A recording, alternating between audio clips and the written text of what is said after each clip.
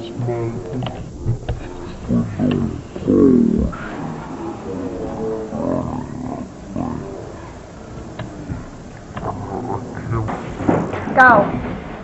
Okay. The Southside Field presents Blythe Spirit.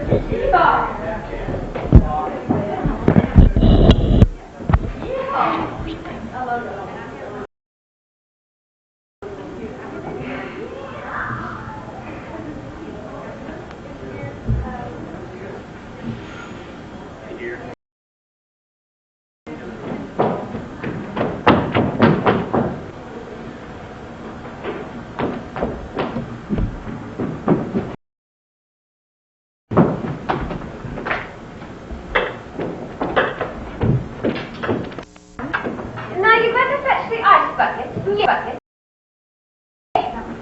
Did you manage to get the ice out of those little tin trays? Yes, I had a bit of a struggle though, but it's all right. And you put the little trays up down with water?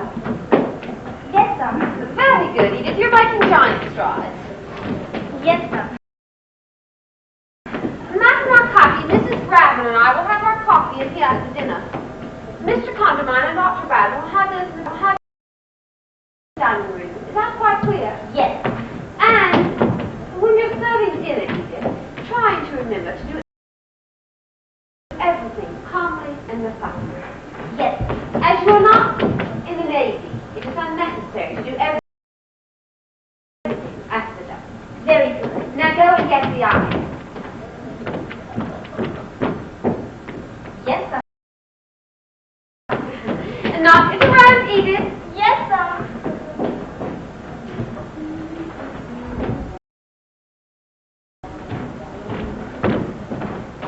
No sign of the advancing hordes? Not yet. No ice. It's coming. I've been trying to discourage Edith from being quite so sleep-and-foot.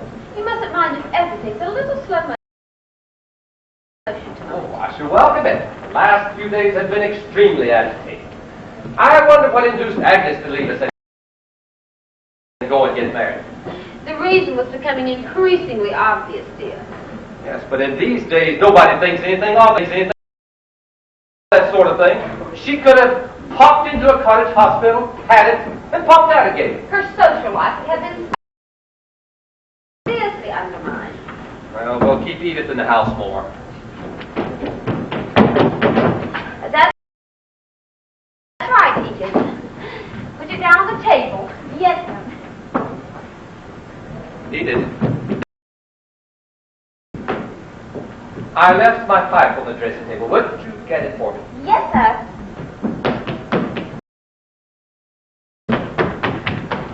There now.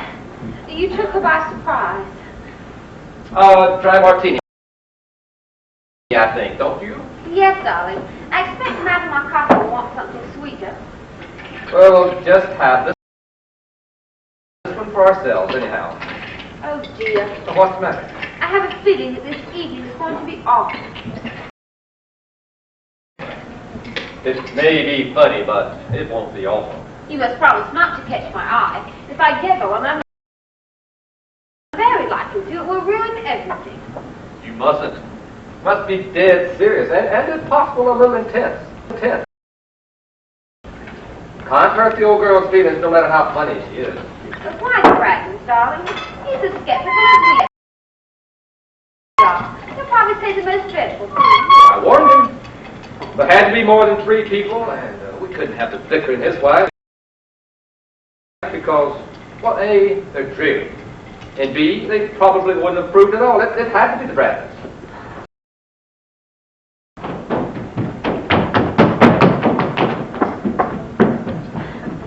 Thank you, Edith. Steady does it. Yes, sir.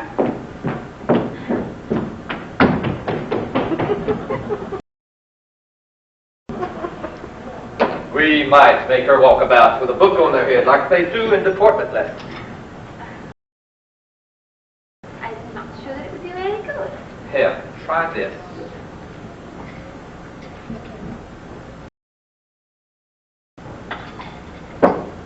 Lovely. Dry as a bone. To the Unseen. I must say it's a wonderful title. Well, if this evening is a success, I'll start on my first try tomorrow. How extraordinary it is. What? Oh, I don't know. Being in right at the beginning of something, it's one of my feelings.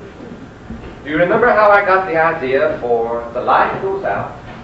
Suddenly see that haggard, frazzled woman in the hotel at Beerus? Of course I remember. We sat up half the night talking about it. She certainly was a strange woman. I wonder who she was. And if she ever knew, ever recognized that description of herself. Poor thing. Here's to her anyhow.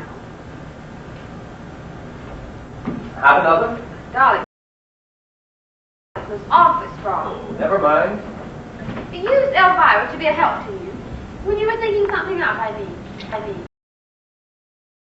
Well, yes, every now and then, whenever she concentrated, but she didn't concentrate very often. I do wish I'd known her. I wonder if you'd have liked her. Oh, I'm sure I should. As you speak of her, she sounds enchanting. Yes, I'm sure I should have liked her. Because, you know, I have never for an instant felt in the least jealous of her. That's a good sign. Poor Elvira. Does it still hurt when you think of her? No, not really. Sometimes I almost wish it would. It makes me feel rather guilty. I wonder if I died, how long it would be before you'd forget me. What a horrible thing to say. No, I think it's interesting. Well, to begin with, I haven't forgotten Elvira. I remember her very distinctly indeed. I remember how fascinating she was, and how magic. I remember how badly she played all games, and how cross she got when she didn't win. I remember her gay charm when she achieved her own way over something, and her extreme acidity when she didn't. I remember her physical attractiveness, which was tremendous. And her spiritual integrity, which was nil. I can't remember something that was nil. I remember how morally emphatic she was. Was she more physically attractive than I am? Now, that's a very tiresome question, my dear, and fully deserves the raw answer. You really are very sweet. Well, thank you. And a little naive, too. Why? Because you imagine that I mind about Elvira being more physically attractive than I am. I should think any woman would mind if it were true. Or perhaps I'm old-fashioned in my views of female psychology. Not exactly old-fashioned, dear. Just a bit didactic. How do you mean? It's didactic to attribute to one type the defects of another. Because you know perfectly well Elvira would have minded terribly if he found another woman more physically attractive than she was. Doesn't necessarily follow that I should. Elvira was a more physical person than I. I'm certain of that. It's all a question of degree. I love you, my love. I know you do, but on the wildest stretch of imagination could describe it as the first fine, careless rapture.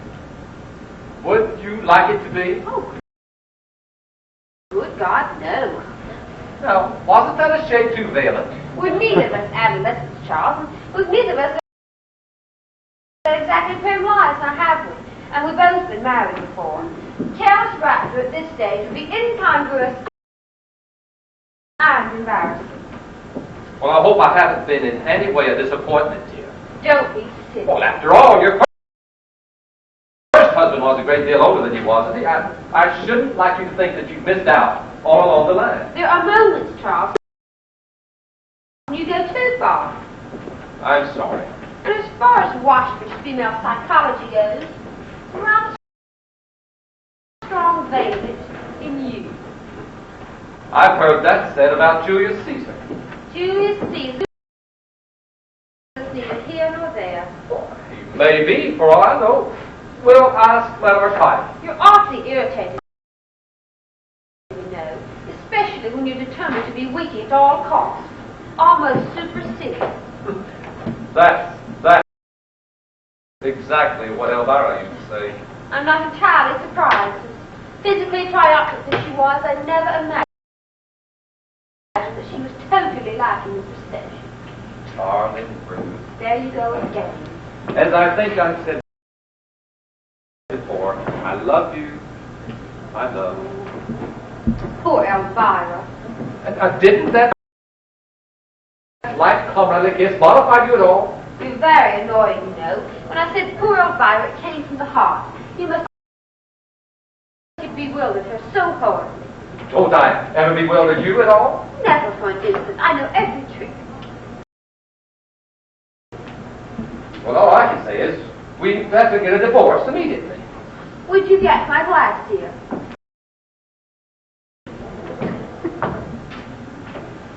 She certainly had a talent for living. It's a pity she died. She's too young. Poor Elvira. Now that remark is getting monotonous. Poor Charles, then. Well, that's better. And later on, poor Ruth, I suspect. You have no faith, Ruth. I really do think you should try to have a little faith. I shall strain every nerve. Life without faith is an arid business. How beautifully you put things, dear. Well, I aim to please. I wonder if I died, how long it would be before you married again. You won't die. You're not the dying sort. Neither was Elvira. Oh, yes, she was. Now that I look back on it, she had that sort of ethereal, not quite of this world quality. Nobody could call you even remotely ethereal. Nonsense. She was of the earth, earthy. Well, she is now, anyhow. It's observations like that that shock people, you know. It's discouraging to think how many people are shocked by honesty, and how few by deceit. You'd better write that down. You might forget. You underrate me. Anyhow, it's a question of bad taste more than honesty. I was devoted to Elvira. We were married for 5 years. She died. Very much. But that was 7 years ago, and I have now, with your help, my love, risen above the whole thing.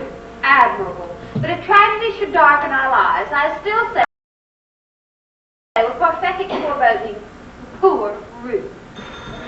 That's probably the preference. It might be Madame Marcotte. Oh, no, she'll come on her bicycle. She goes everywhere on her bicycle. I must say, it's really very spirited, the old girl. Well, shall I get it, or shall we let Edith have her fling? Wait a minute and see what happens.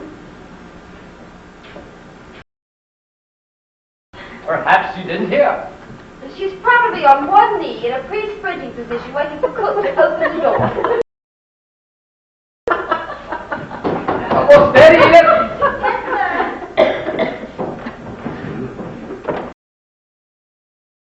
Dr. and Mrs. Bradman. We're not late, are we? I only got back from the hospital about half an hour ago. Not at all. Madame Marcotte isn't here yet. Good. That must have been her we saw coming up the hill. I thought it was. She won't be long then. I'm so glad you were able to come. We've really been looking forward to it. We're really quite excited. I guarantee that Violet will be good. I made her promise. There really wasn't any need. I'm absolutely thrilled. I've only seen Madame Marcotte 2 or 3 times in the village, and I've never seen her do anything at all peculiar. You know what I mean? A dry martini? By all means. Well, she certainly is a strange woman. It was only a chance remark of the vicar's about seeing her up on the knoll on Midsummer Eve, dressed in sort of Indian robes, that made me realize she was psychic at all. Then I began to make inquiries. Apparently, she's been a professional in London for years. strange, isn't it? To think of anyone doing it as a profession. I believe it's very lucrative. Do you believe in it, Mrs. Condamine? Do you think there's anything really genuine about it at all? I'm afraid not, but I do think it's interesting how easily people allow themselves to be deceived. But she must believe in herself, mustn't she? Or do you think the whole business is a fake? I suspect the worst. A real professional charlatan. That's what I'm hoping for anyhow. The character in my book must be a complete imposter. That's one of the most important factors of the whole story. What exactly are you hoping to get from her? Jargon, principally. Few tricks of the trade. I haven't been to a seance in years. I want to refresh my memory. Oh, then it's not entirely new to you. Oh no, when I was a little boy, an aunt of mine used to come stay with us. She imagined that she was a medium and used to go into the most elaborate trances after dinner. Even my mother was fascinated by her. Was she convinced? Oh, good heavens, no. She naturally disliked my aunt and loved making a fool of her. Oh. I gather that there were never any tangible results. Sometimes she didn't do so badly.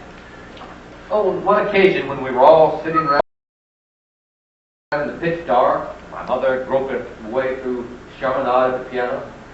My aunt gave a sudden shrill scream and said she saw a small black doll standing by my chair. Then someone switched on the light, and sure enough, there it was. Well, how extraordinary. Well, it obviously was a stray that had come in from the street, but I must say, I took my hat off to Annie for producing it, or rather for utilizing it. Even my mother was a bit shaken. What happened to it? It's lived with us for years. Oh, I sincerely hope after my company got produced new livestock, we have such little room in this house. Do you suppose she tells fortunes?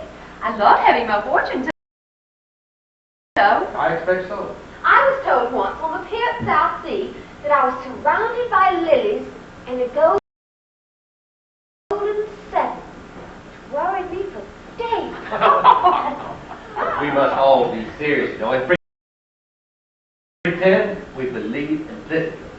Otherwise, she won't play. And she might really mind, but it would be cruel to upset her. I shall be good as gold. Have you ever attended her, Doctor? Professionally, I mean. Yes, she had influenza in January. She's only been here just over a year, you know. I must say, she was singularly unpsychic then. I have always understood that she was an authoress. Oh, yes, we originally met as colleagues at one of Miss Wilmot's Sunday evenings in Sandgate. What sort of books does she write? Two sorts. Rather whimsical children's stories of enchanted woods filled with highly conventional flora and fauna, and enthusiastic biographies of minor royalties. Very sentimental, reverent, and extremely funny. Here she is. She knows, doesn't she? About tonight, you're not going to spring it on her. Of course. It was all arranged last week. I told her how profoundly interested I was in anything to do with the occult. Lots of like a room. I really felt quite nervous, though I was going to make a speech. You better go, darling. I've linked my body up against that small bush. It will be perfectly all right if no one touches it. Madame Arcati, it was so kind of you to come. My dear, Madame Arcadi. I'm afraid I'm rather late. I had a sudden presentiment I was about to have a puncture. So I went back to get my plum. And then, of course, I didn't have a puncture at all. Perhaps you will on the way home. Oh, Dr. Brad, and a man with a gentle hand. I'm delighted to see you looking so well. This is my wife. Oh, we're old friends. We meet coming out of Shaw. Would you have a cocktail? Oh, if it's a dry martini, yes. It's a concoction, no. Experience has taught me to be very wary of concoctions. It is a dry martini. Oh, delicious! It was wonderful cycling through the woods this evening. I was simply deaf in my birds. It's been lovely all day. But evening is the time, mark my words. Ah, thank you. Cheers. Cheers. Cheers. Don't you find it tiresome bicycling everywhere? On the contrary, it stimulates me. I was getting far too sedentary in London. That horrid little flat would have been Blythe. The lights had to be dim, you know, the clients expected. I must say, I find bicycling terribly exhausting. Oh, steady rhythm, that's what counts. Once you get the knack, you need never look back. On you get and away you go. But the hills, Madam Arcady, pushing up those awful hills. Oh, just knack again. It's down with your head, up with your heart, and you're over the top like a flash and skimming down the other side like a dragonfly.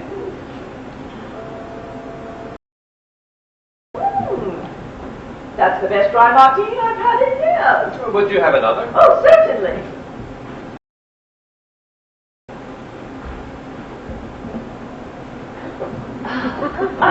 You are a clever fellow. Anybody can write books, but it takes a true artist to make a dry martini that's dry enough. Are you writing anything nowadays, Madam Arcady? Every morning, regular as clockwork, from 7 to 1. Is it a novel or a memoir? It's a children's book. I have to have it finished by the end of October in order to catch the Christmas sale. It's mostly about very small animals. The hero is a false beetle. I had to give up my memoir, Princess Blythe. She died last April. I was talking to her about it the other day. She implored me to go on with it, but I just hadn't the heart. You say you talked to her about it the other day? Oh, through my control, of course. She sounded very irritable. It's strange, isn't it, to think of anyone in the spirit world as being irritable. I mean, one can hardly imagine it, can one? We have no reliable guarantee that the afterlife will be any less exasperating than this one. How can you, Mr. Condamine? I expect it's dreadfully ignorant of me not to know, but who was Princess Patty? She was originally a Jewess from Odessa, a quite remarkable beauty. It was accepted fact that people used to stand on the seats of railway stations just to watch her whiz by. She was a keen traveler? Oh, in her younger days, yes. Then she married a Mr. Clark of the consular service and settled down for a bit. Well, how did she become Princess Patty? Oh, that was years later. Mr. Clark passed over and left her penniless with 2 strapping girls. How pleasant. Yes, there was nothing for it but for her to obey the beckoning finger of adventure and take to the road again. So off she went, bag and baggage, to Vladivostok. What an extraordinary place to go. Oh, she had cousins there. Sometime later she met old Pagliatani, who was returning from a secret mission in Japan. He was immediately staggered by her beauty and shortly afterwards married her. From then on, her life really became interesting. I should hardly have described it as dull before. Well, what happened to the girls? She neither saw them nor spoke to them for 23 years. How extraordinary. Oh, not at all. She was always very erratic emotionally. Dinner says, Mum, but won't you eat it, shall we? No red meat, I hope. There'll be meat, but I don't think it will be very red. Would you rather have an egg or something? No, thank you. If it isn't very red, it won't matter much. I avoid eating red meat before I work because it sometimes has a a rather odd effect. Oh, what sort of a thing? Oh, nothing of the least importance. If it isn't very bad, it won't matter. Anyway, we'll risk it. Very well, then. Come along. Miss Bradford. Madam Arcady, you will be on Charles' right.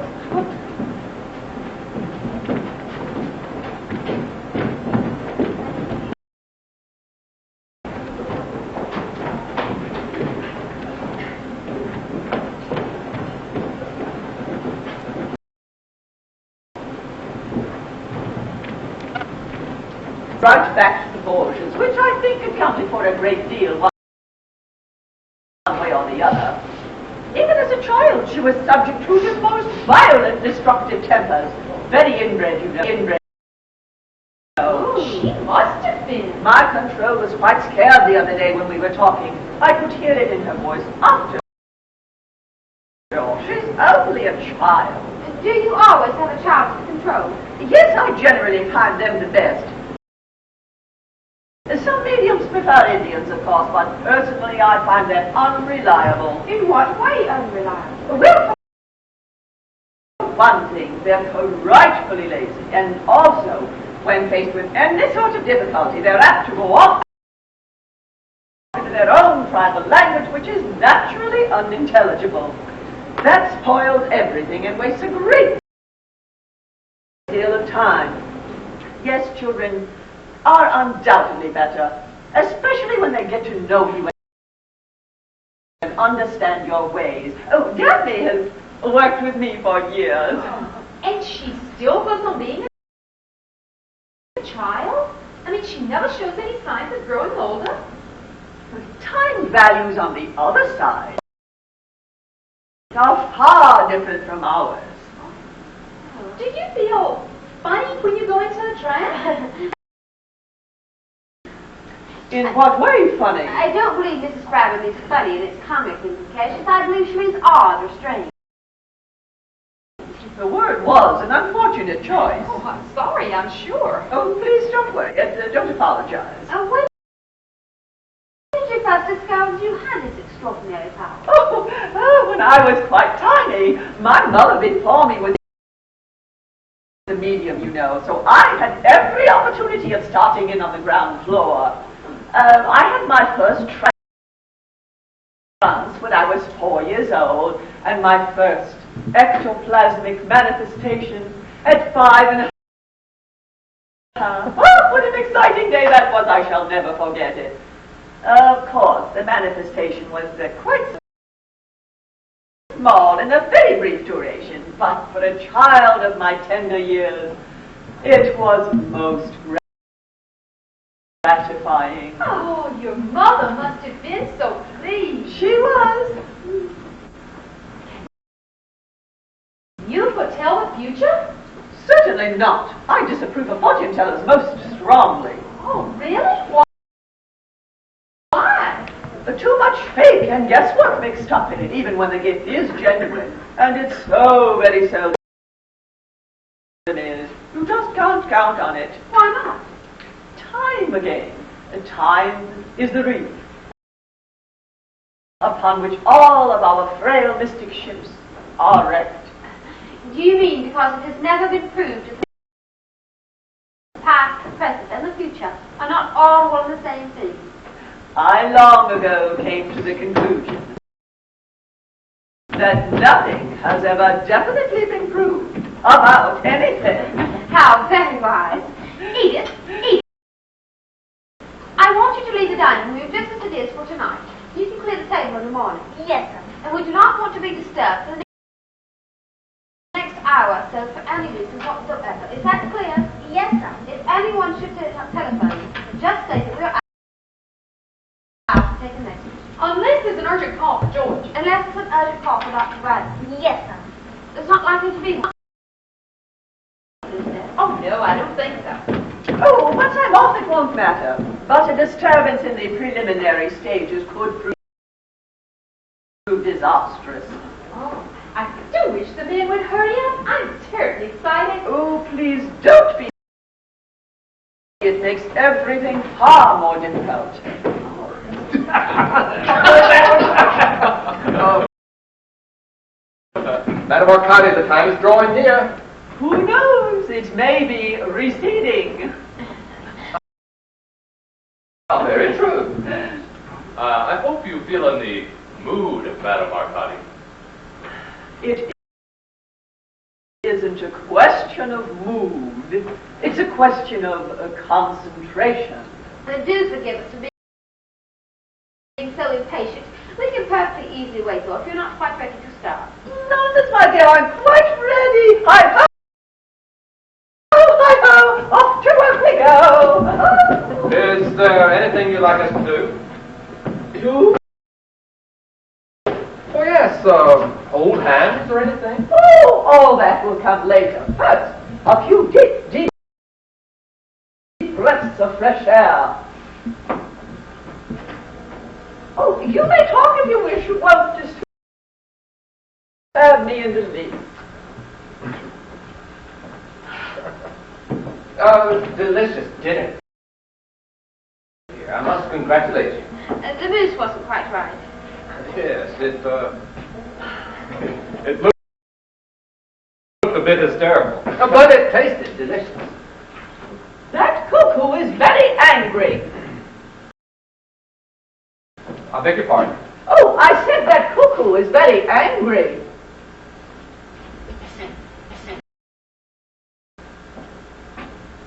How can you tell? Tombra.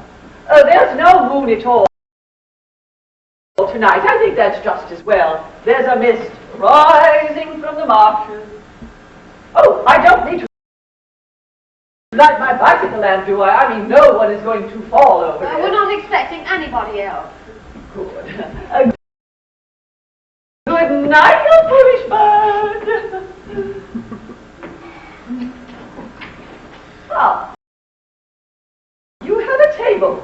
Yes, we thought that one would do. Ah.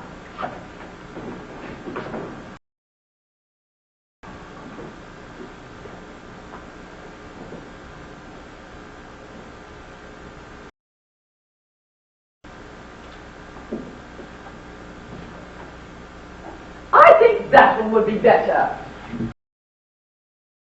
Change over. You told Edith you didn't want to be disturbed? Yes, dear. This is a moment I always hate. Are you nervous? Oh, yes. Even as a girl, I used to be sick. Oh. How fortunate that you grew out of it. The children are always much more prone to be sick than grown-ups, though, aren't they? I know I could never travel on a train with any degree of safety until I was 14. A little Tommy Tucker sings for his summer. What shall he have but brown bread and butter? I despise that because it doesn't even rhyme. But Daphne loves it. Who's Daphne? Daphne's my practice control. She's a little girl. Oh, I see. Yes, of course. How old is she? Oh, right. Oh, rising 7 when she died. When was that? February the 6th, 1884. Oh, poor little thing. She must be a bit long in the tooth by now, I should think. You should think, Dr. Bradman, but I fear you don't, at least not profoundly enough. George, please, you're going to put Madame Arcadi off. It's quite all right, my dear. I'm quite used to skeptics. They usually turn out to be the most vulnerable and receptive in the long run. You'd better take that warning to heart, Dr. Bradman. Please forgive me, Madame Arcadi. I assure you I'm most deeply interested. It's of no consequence. Now, will you all please be seated around the table? What about the lights? All in good time, Mr. Cartermine. Please be seated.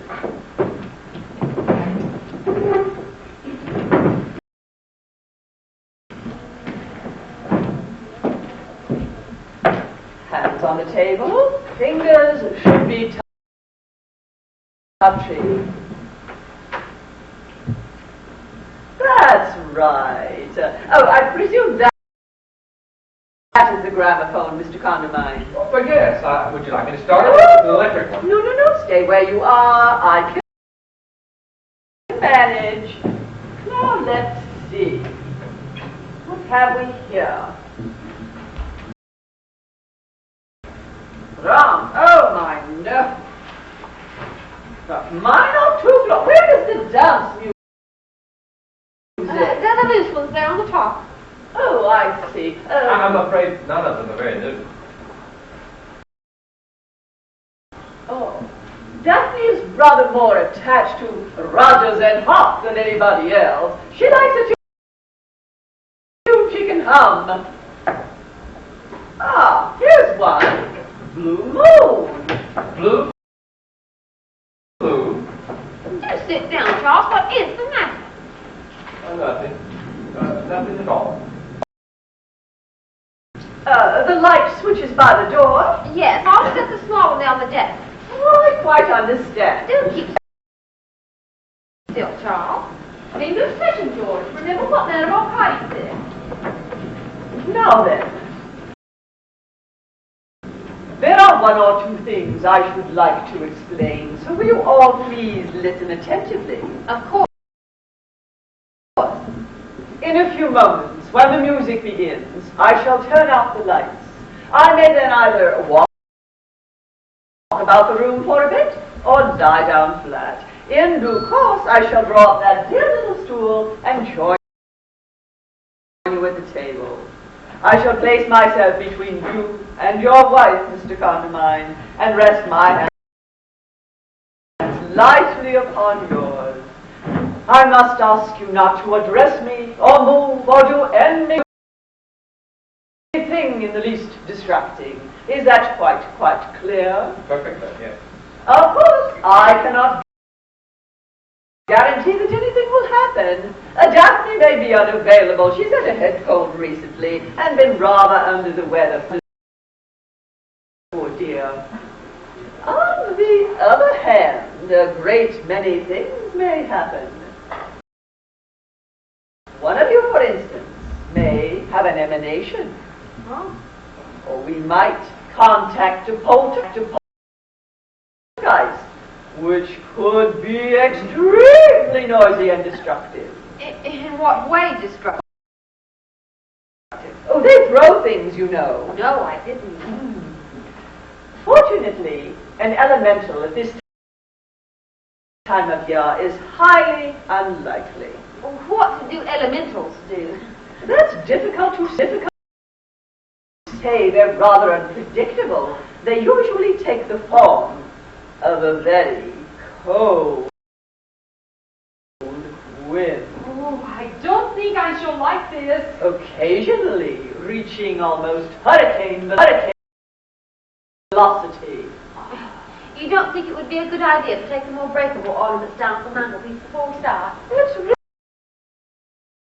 not necessary. Please remember that I have my own methods of dealing with elementals. I'm so glad.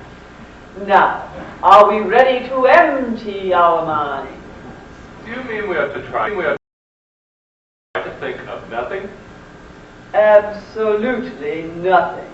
Try to concentrate on a space or a nondescript color. That's really the very best way.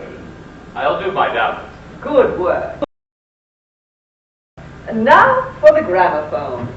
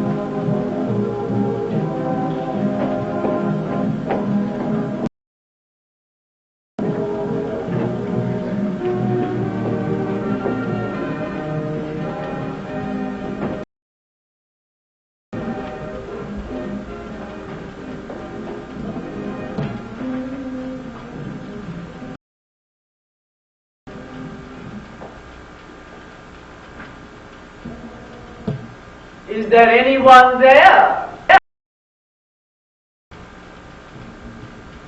Is there anyone there?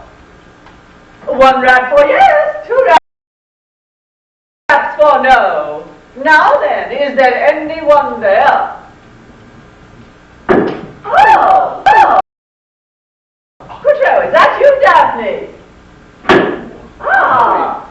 Is your cold better, dear?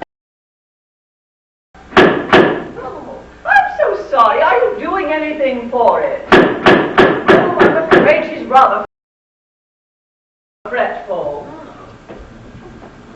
Is there anyone there who wishes to speak to anyone here? Ah, now we're getting somewhere. Oh! No, Daphne, dear, don't do that. You're hurting me, Daphne. No, be good. Ow! Oh. Well, there's a dear child. Hands on the table.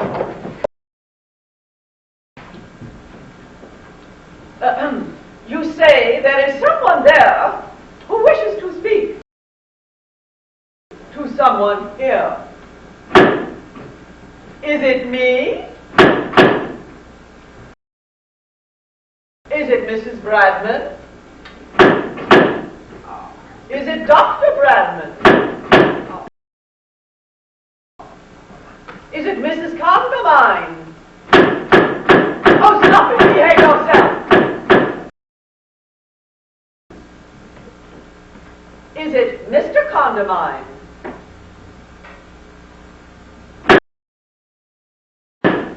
Oh, there's someone there who wishes to speak to you, Mr. Condamine. Well, tell him to leave a message. I must ask you not to be flippant. Don't be idiotic, Charles. You'll ruin everything. I'm sorry, darling. It slipped out. Do you know anyone who has passed over recently? Well, not recently, except a cousin of mine in the civil service, but he wouldn't be likely to want to communicate with me. We haven't spoken in years. Are you Mr. Condamine's cousin in the civil service? Oh, I'm afraid you've drawn a blank. There's no one there at all. Can't you think of anyone else? Perhaps it's old Mrs. Plummet. She died on Whit Monday, you know. Oh, I can't imagine why old Miss Plummet would want to talk to me. We had very little in common. It's worth trying anyhow. Are you old Mrs. Plummet? She was very deaf. Perhaps you'd better shout. Are you old Mrs. Plummet?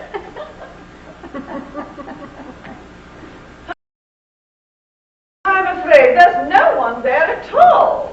Oh, how disappointing. Just as we were getting on so nicely. Violet, be quiet. I'm afraid there's nothing for it but for me to go into a trance.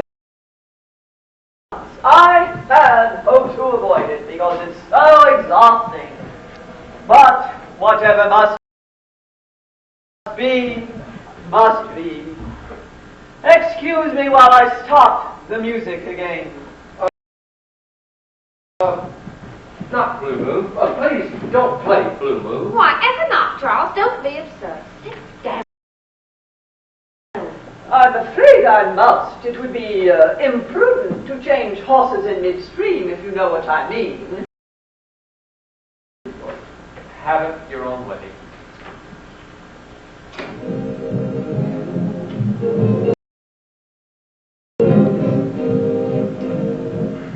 Little Tommy Tucker, stand for a son.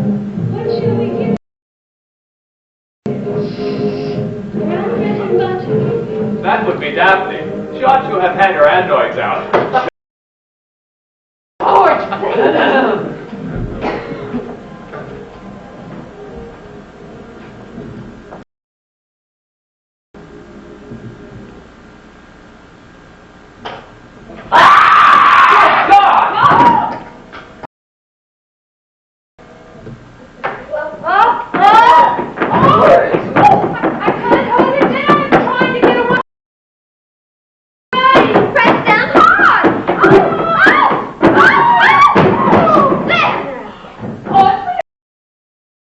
Leave it where it is, or should we pick it up? Well, how the hell do I know? Don't have to yell at me. Leave it where it is. Who said that? Who said what? Somebody said, leave it where it is. Nonsense, dear. Well, I heard it distinctly. Oh, nobody else did, did they? I didn't hear a thing. Oh, it's you. Ruth, you're playing tricks. I'm not doing anything of the sort. Good evening, Joe. Ventriloquism. That's what it is. It's ventriloquism. What is the matter with you? You must have heard that. Heard what? One of you must have heard that. You mean to sit there solemnly and tell me that none of you heard anything at all? I certainly didn't. Neither did I. I wish I had. I should love to hear something. It's you who are playing tricks, Charles. You're acting to try and frighten us. Oh, I'm not. I swear I'm not. It's difficult to think of what to say after 7 years. But I suppose good evening is as good as anything else. Who are you? Elvira, of course. Don't be so silly. Oh, I can't bear this for another minute. Get up, everybody. The entertainment's over. Oh, Charles, I'm tired with you. Just as we were beginning to enjoy ourselves. Never again. That's all I can say. Never again. As long as I live. Why, Everard, what is the matter? Well, nothing's the matter. I'm just sick of the whole business. That's all. Did you hear anything that we didn't hear, really? Well, of course not. I was only pretending. I knew it. Look at Madame Arcati. Dear, what will we do? Bring her around. Bring her around as soon as possible. I think we'd better leave her alone. But she's liable to stay like that for hours. She's out, all right. Well, bring her around. It's dangerous to leave her like that. Charles, you're behaving most peculiarly. Wake up, Madame Arcati. It's time to go home. Wake up. Here, go easy. So bad. We'll get some brandy. We'll give her some brandy. Help me, Bradman. All right.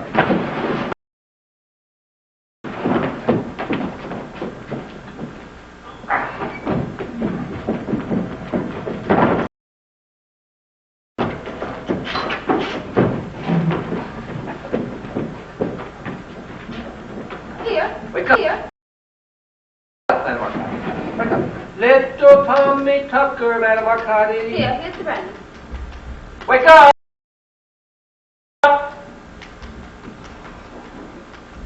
Be careful, Charles. You're spilling it all down her dress.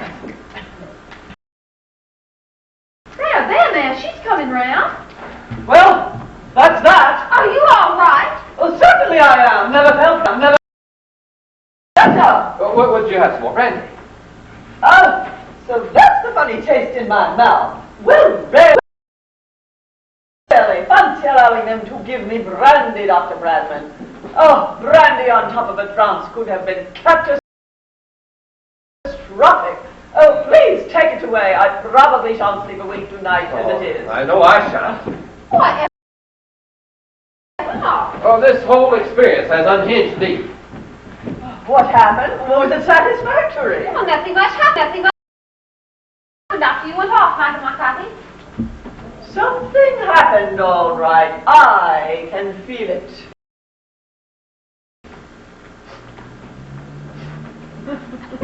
No poltergeist at any rate, that's good. Any operations? Not a thing. No ectoplasm? I'm not quite sure what that is, but I don't think so. Curious. I feel as though something tremendous had taken place. Charles pretended he heard a voice in order to frighten us. Oh, it was only a joke. And a very poor one, if I may say so. Nevertheless, I am prepared to swear that there is someone else psychic in this room apart from myself. I don't see how there could be, really, Madame Arcati. I do hope I haven't gone and released something. However, we should know In a day or so, if any manifestation should occur, or you should hear any unexpected noises, you will let me know at once. Of course, we'll telephone immediately. Ah, very good. I really must be on my way now. Would you like anything else before you go? Oh, no, thank you. I have some Ovaltine already in a saucepan at home. All it needs is hotting out. Would you like to leave your bicycle here and let us drive it? I really think you should, Madam Arcati, after that trance and everything. You can't be feeling quite yourself. Nonsense, my dear. I feel fit as a fiddle. Never felt better. Always feel capital after a trance rejuvenates me. Ah, I shall pedal home in no time. Well, good night, Mrs. Condamine. Good night. Good night. I'm so sorry so little occurred. I expect it's that cold of Daphne's. You know what children are when they have anything wrong with them. Well, we should try this again some other evening. That would be lovely. Ah, good night, Mrs. Bradman. It was really thrilling. I felt the table absolutely shaking under my hand. Well, good night, Doctor. Congratulations, Madam Arcati. I am fully aware of the irony in your voice, Doctor. As a matter of fact, you would be an excellent subject for telepathic hypnosis. A great chum of mine is an expert. I should like her to look you over.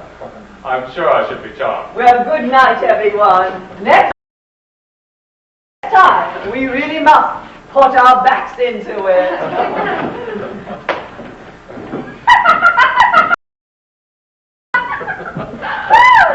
Be careful, Mrs. Condamine. She might hear you. I can't help it. I've been holding this in for ages.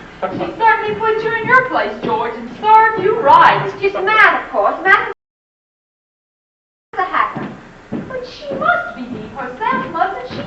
Or do you think the whole thing is just a fake? Of course not. The whole thing's a put-up job.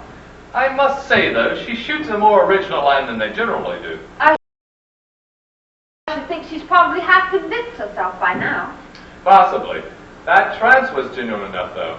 But that, of course, is easily accounted for. Hysteria. A form of hysteria, I should imagine. I do hope Mr. Condamine got all the atmosphere he needed for his book. He could have gotten a great deal more had he not ruined everything by showing off. I'm really very cross with him.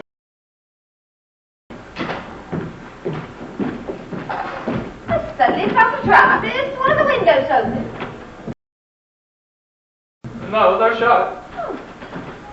Maybe it was one of those whatchamacallits that Madame Arcati was talking about. Elemental. No. She distinctly said it's the wrong time of year for elemental. What a character. Well, the old girl's gone, pedaling off down the drive at a hell of a speed. We had a bit of trouble lighting her lamp. Oh, poor thing. You know, Doc, I've got a theory about her. I believe she's completely sincere. Oh, Charles, how could she be? Or is it possible, Doctor, some sort of self-hypnotism? It might be. As I was explaining to your wife just now, there are certain forms of hysterical subjects. that George, sometimes- dear, it's getting late. We really need to be getting home. You have to get up so early in the morning. You see, the moment I begin to talk about anything that really interests me, my wife interrupts me. You know I'm right, darling. It's past 11. I'll do a little reading up on that whole business just for the fun of it.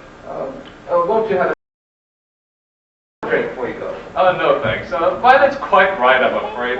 I've got to get up abominably early tomorrow. I have a patient being operated on in Canterbury. It's really been thrilling. I shall never forget it. Thank you so much. Thank you so much for including us. You're welcome. Good night, Mrs. Condamine. Thank you so much. Good night, You Doctor. sure about the drink? Quite sure, thanks. We'll let you know if we find any poltergeist twirling about. I should never forgive you if you didn't. Come along, darling.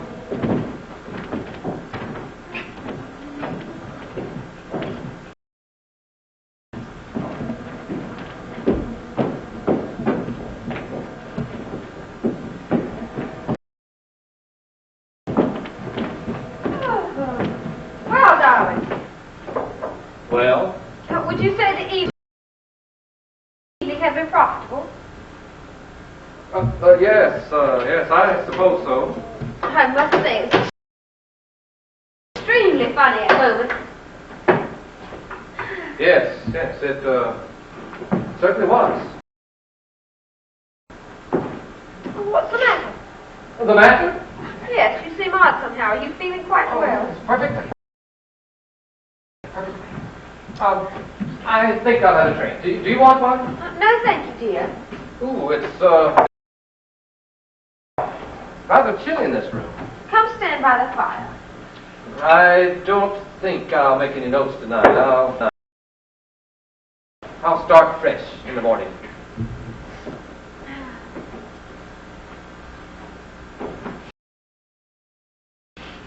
Oh my God! Charles! That was very clumsy, Charles, dear. Elvira, it's true, it was you. Of course it was. Charles, what are you talking about? Are you mad? Are you a ghost? I suppose I must be. It's all very confusing. Charles, what do you keep looking over there for? Look at me. What has happened to you? What don't you see? See what? Well, Elvira. Elvira? Oh, yes. Elvira, dear, this is Ruth. Ruth, this is Elvira. Come sit down, dear. Do you mean you can't see her? You just sit quietly by the fire, and I'll mix you another drink. Don't worry about the mess on the carpet. We'll clean it up in the morning. But you must be able to see her. She's there, look. Right in front of you. Matt, what has happened to you? You can't see her. If this is some sort of joke, Charles, it's gone quite far enough. For God's sake, sit down and don't be idiotic. Oh, what am I to do? What the hell am I to do? Well, I think you might at least be a little more pleased to see me. After all, you conjured me up. I didn't do any such thing. Nonsense. Of course you did. That awful child with the cold came and told me that you wanted to see me urgently. No, it's all been a mistake, some horrible mistake. Stop talking like that, Charles. I told you before, the joke's gone quite far enough. I'm going mad. That's what it is. I'm going raving mad. Here, drink this. This is appalling. Relax. Relax. I shall never be able to relax again as long as I live. Drink some brandy. There. Are you satisfied? Now sit down. Why are you so anxious for me to sit down? What good will it do? I want you to relax. You can't relax standing up. African natives can. They can stand on one leg for hours. I don't happen to be an African native. You don't happen to be a what? An African native. What's that got to do with anything? It doesn't matter. It really doesn't matter. We'll say no more about it. See? I'm sat down. Would you like more brandy? Yes, please. Very unwise. You always had a weak head. I could drink you under the table. There's no need to be aggressive, Charles. I'll do my best to help you. I'm sorry, dear. Here, drink this and then we'll go up to bed. Oh, get rid of her, Charles. Then we can talk in peace. Now, that's a thoroughly immoral suggestion, and you ought to be ashamed of yourself. What is there immoral in that? I wasn't talking to you. Who were you talking to then? Well, Elvira, of course. The hell with Elvira! There now, she's getting cross. Well, I don't blame her. What don't you blame her for? Oh, my God. Now look here, Charles. I guess you've got some sort of plan behind all this. I'm not quite the fool. I suspected you moved to that idiotic seance. Well, don't be silly. What plan could I have? Oh, I don't know. It's probably something to do with the cat. Book how they or one of them react to a certain situation. I refuse to be used as a guinea pig unless I'm warned beforehand. What is this all about? I tell you, Elvira is here. She's standing just a few feet away from you. Yes, dear. I can see her distinctly under the piano with a zebra. But Ruth, She's over there. I'm not going to stand for arguments any longer. Hooray! Would you shut up? I dare you speak to me like that! Ruth, listen. I will not listen to any more of this nonsense. I'm going up to bed now. I'll leave you to turn out the lights. I shan't be asleep. I'm too upset. Oh. So you can come in and say goodnight to me if you feel like it. That's big of her, I must say. Be quiet. You're behaving like a gutter snipe. That's all I have to say to Ruth. That is one of the most enjoyable half hours I have ever spent. Oh, Elvira, how could you? Oh, poor Ruth. Oh, what am I going to do?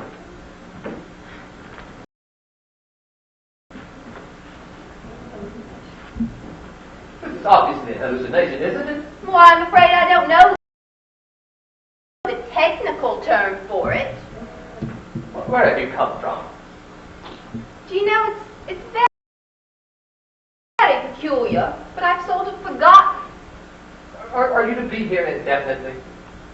I'm afraid I don't know that either. Oh, my God. Why? Would you hate it so much if I was? It must have been embarrassing. Well, I don't see why. It's all a question of adjusting yourself. Well, now look And here. anyhow, I think it's horrid of you to be so unwelcoming and disagreeable. Now, look here, Elvira. I do. I think you're mean. Well, try to see my point.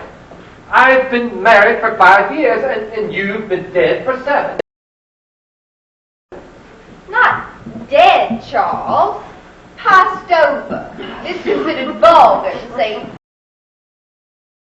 dead where I come from. Passed over then.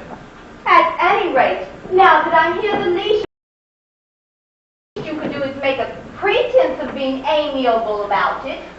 Yeah, of course, my dear. I am delighted in one way.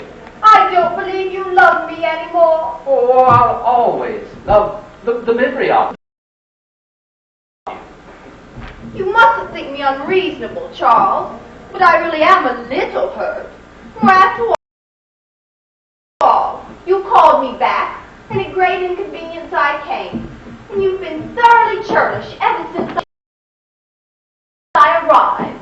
Really, Elvira, I most emphatically did not send for you. It's been some mistake. Well, somebody did, and the child said it was you. I remember I was playing backgammon with a very sweet old Oriental gentleman. I think his name was Genghis Khan. Anyhow, I'd just thrown double sixes, and then the child paged me, and the next thing I knew, I was in this room. Perhaps it was your subconscious, darling. You must find out if you're going to stay here now. So we can make arrangements accordingly. I don't see how I can. Well, try to think. You must know somebody that you can get in touch with over there, on the other side, or whatever it's called, who can advise you. I can't think. It all seems so far away. As though I dreamed it. You must know somebody besides Genghis Khan. Charles, Oh, what is it? I want to cry, but I don't think I'm able to. Well, what do you want to cry for? It's seeing you again, and you being so irascible, like you always used to be. I don't mean to be irascible, Elvira. Darling, I don't mind really. I never did.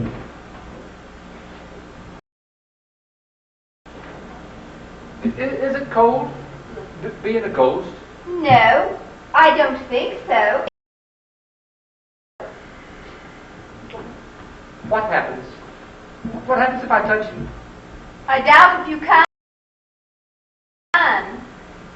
Do you want to? Oh, Elvira.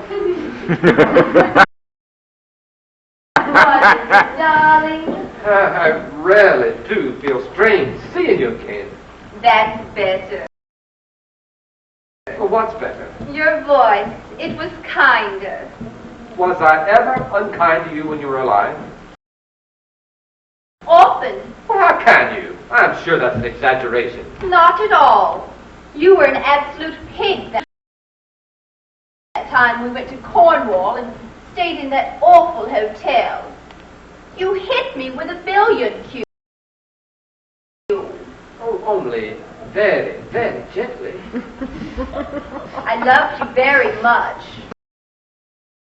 Oh, I loved you too. No, I can't touch you. Isn't that horrible? Perhaps it's as well if I'm going to stay for any length of time. I suppose I'll wake up eventually, but oh, I feel strangely peaceful now. That's right, darling. Put your head back. Like that. Can you feel anything? Only a little breeze through my hair. Well, that's better than nothing.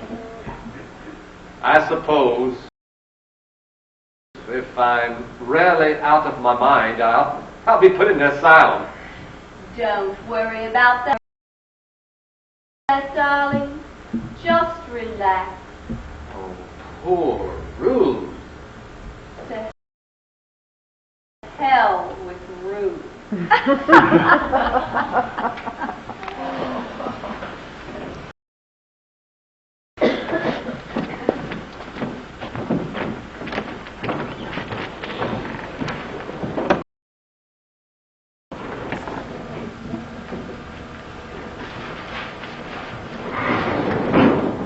Good morning, darling.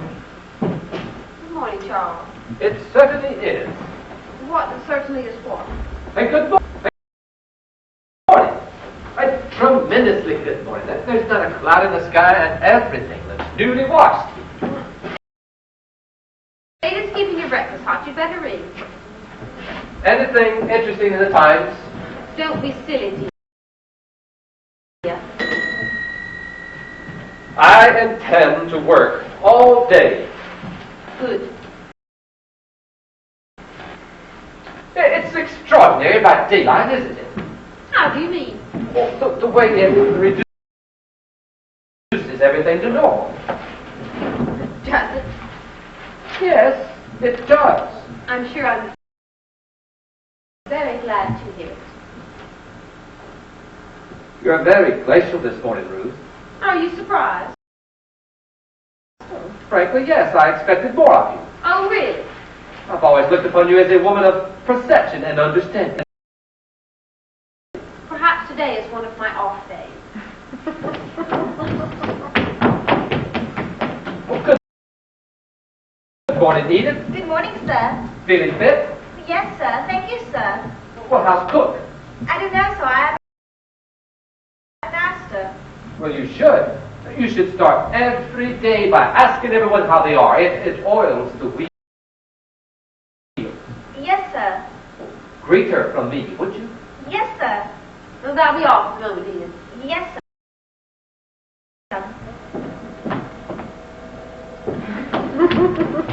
I wish you would be facetious with the servants, Charles. It confuses them and undermines the morale.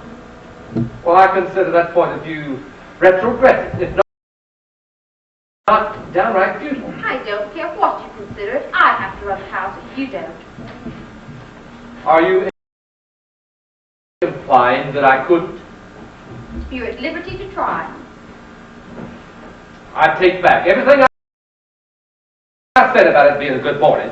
It's a horrid morning. Eat your breakfast while it's hot. It isn't. Now look here, Charles. In your younger days, this display of roguish business, it might have been alluring, but in a middle-aged novelist, it's not. Would you like me to rise at your feet in a frenzy of self-abasement? That would be equally nauseating, but certainly more appropriate. I don't see what I've done that's so awful. You behaved abominably last night. You wounded me and insulted me. I was the victim of an aberration. Nonsense, you were drunk. Drunk? Yes, you had 4 strong martinis before dinner, and a great deal too much burgundy at dinner. And heaven knows how much Cumberland pork for Dr. Bradley, while I was doing my best to entertain that mad woman. And the 2 double brandies later, I gave them to you myself. Of course you were drunk. So that's your story, is it? Yes, and you refused to come to bed. When I came down at 3 o'clock in the morning to see what had happened to you, I found you in an alcoholic coma on the sofa with a fire out and a ridiculous smile on your face. I wasn't in the least drunk. Something happened to me last night. Something very peculiar happened to me. Nonsense. It isn't nonsense. I know it looks like nonsense now in the clear, remorseless light of the day, but last night it was far from being nonsense. I honestly had some sort of hallucination. I'd really rather not discuss it any further.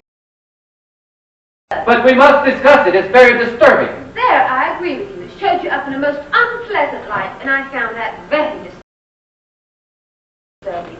I swear to you that during the seance, I was convinced that I heard Elvira's voice. Well, nobody else did. I can't help that. I did. But you couldn't have. And later on, I was equally convinced that she was in this room. I saw her distinctly and talked to her. And after you'd gone to bed, we had quite a cozy little chat. And you still expect me to believe that you were not drunk. I know I wasn't drunk. If I had been all that drunk, I should have a dreadful hangover now, shouldn't I? I'm not sure that you have. Well, I haven't got the trace of a headache. And my tongue's not going. Well, what? Look at it. Oh, God! I had not the least desire to look at your tongue. Kindly put it in again. I know what it is. You're frightened. Frightened? Rubbish!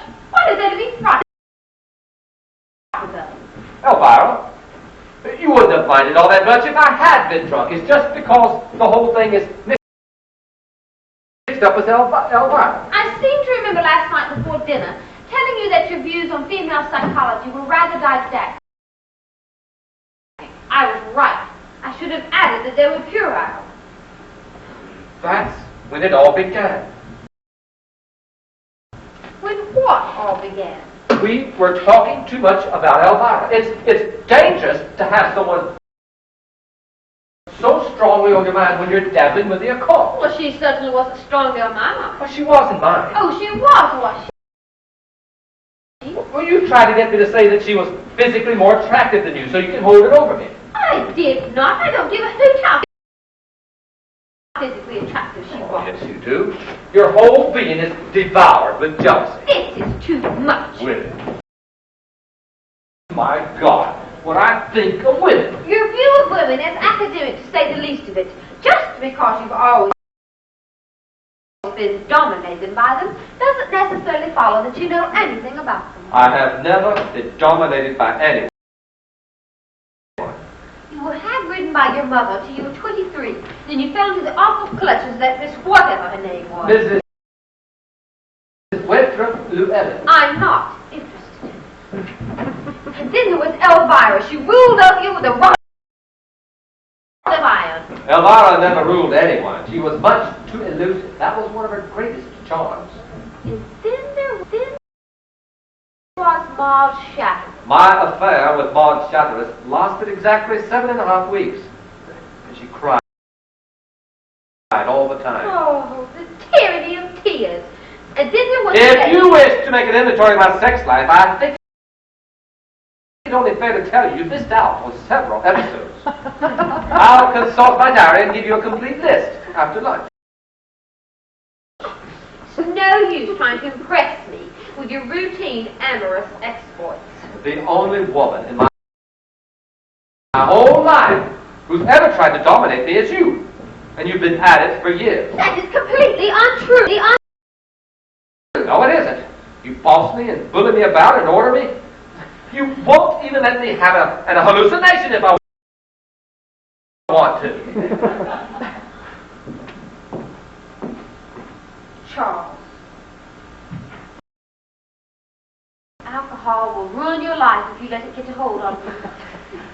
Once and for all, I want you to understand that what happened last night was nothing whatever to do with alcohol. You very adroitly rationalized the whole affair to your own satisfaction, but your deductions are based on complete fallacy.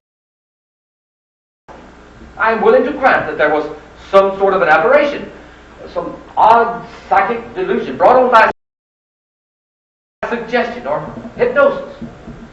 I was stone cold sober from the first to the last,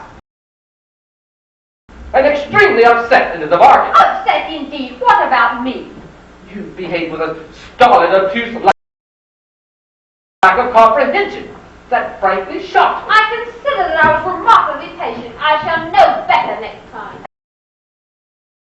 Instead of putting out a gentle, comradely hand to guide me, you shouted staccato orders at me like a sergeant major. You seem to forget that you gratuitously insulted me. I did not. Yes, you did. You called me a gutless night and told me to shut up. And when I quietly suggested that we go up to bed, you said with a most disgusting leer that it was an immoral suggestion.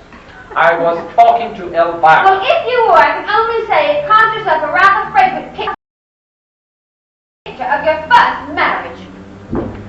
My first marriage was perfectly charming, and I think it is in the worst possible taste for you to sneer at it. I'm not so interested in your first marriage as you think I am. It's your second marriage that's sort of... At the moment, it seems to be on the rocks. It's only because you persist in taking this ridiculous attitude. My attitude is that of any woman whose husband gets drunk and tries abuses her. I was not drunk. Be quiet, or they'll hear you in the kitchen. I don't care if they hear me in Folkestone Town Hall. I was not drunk. Try to control yourself. How can I control myself in the face of your idiotic damn stubbornness? It's giving me claustrophobia. Will you better ring on Dr. Brad? Can I clear, please? Yes, Edith. Cook wants to know about what's lunch, Mum. Will you be in for lunch, Charles? Well, don't worry about me. I shall be perfectly all right with a bottle of gin in my bedroom. Don't be silly, dear.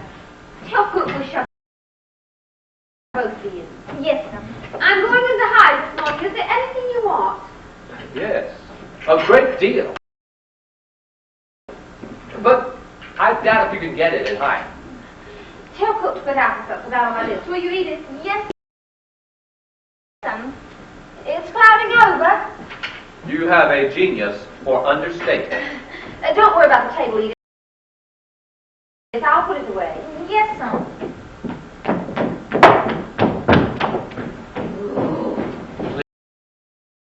Please, Ruth, be reasonable. I am perfectly reasonable. I wasn't pretending. I really did believe that I saw Elvira. And when I heard her voice, I was appalled. You put up with it for 5 years.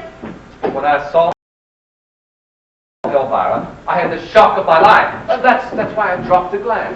But you couldn't have seen it. I know I couldn't, but I did.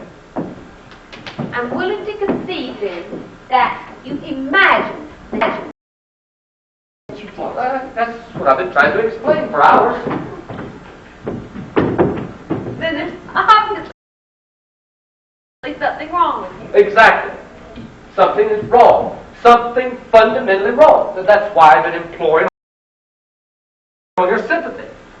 And all I got is a sterile temperance lecture. You have been drinking, Charles. There's no denying it. No more than usual. Well, how do you account for it? I then? can't account for it. That's what's so awful. How are you feeling All right. Well, what did you have for lunch? Well, you ought to know. No, you had it with me. Let me see. There was a lemon sole and that cheese thing. I can't see. Why, having a cheese thing for lunch would make me see my deceased wife after dinner. Well, you never know. It was rather rich. Well, why didn't you see your dead husband then? You had just as much of it as I did. This isn't getting us anywhere. No, it's not. And it won't, as long as you insist on ascribing supernatural phenomena to colonic irritation. Supernatural gravity. I must admit, she would be far less agitating. Perhaps you should see a nerve specialist. I'm not in the least neurotic, and I never have been. A psychoanalyst. I refuse to endure months of expensive humiliation, only to be told at the end of it that at the age of 4 that I was in love with my rocking horse. What do you suggest then? I don't suggest anything. I'm just profoundly uneasy. Perhaps there's something pressing on your brain. If there was something pressing on my brain, I should have violent headaches now, shouldn't I? Well, not necessarily. I had an uncle once who had a lump the size of a cricket ball pressing on his brain for years, and he never felt a thing. I know that. I should know if I had anything like that. Oh, he didn't. Well, what happened? He had it taken out, and he's been right as a button ever since. Did he have any sort of delusions? Did he think he saw things that were there? I don't believe so. Well, what the hell are we talking about him for? It's a sheer waste of valuable time. I only brought him up as an example. I'm going mad.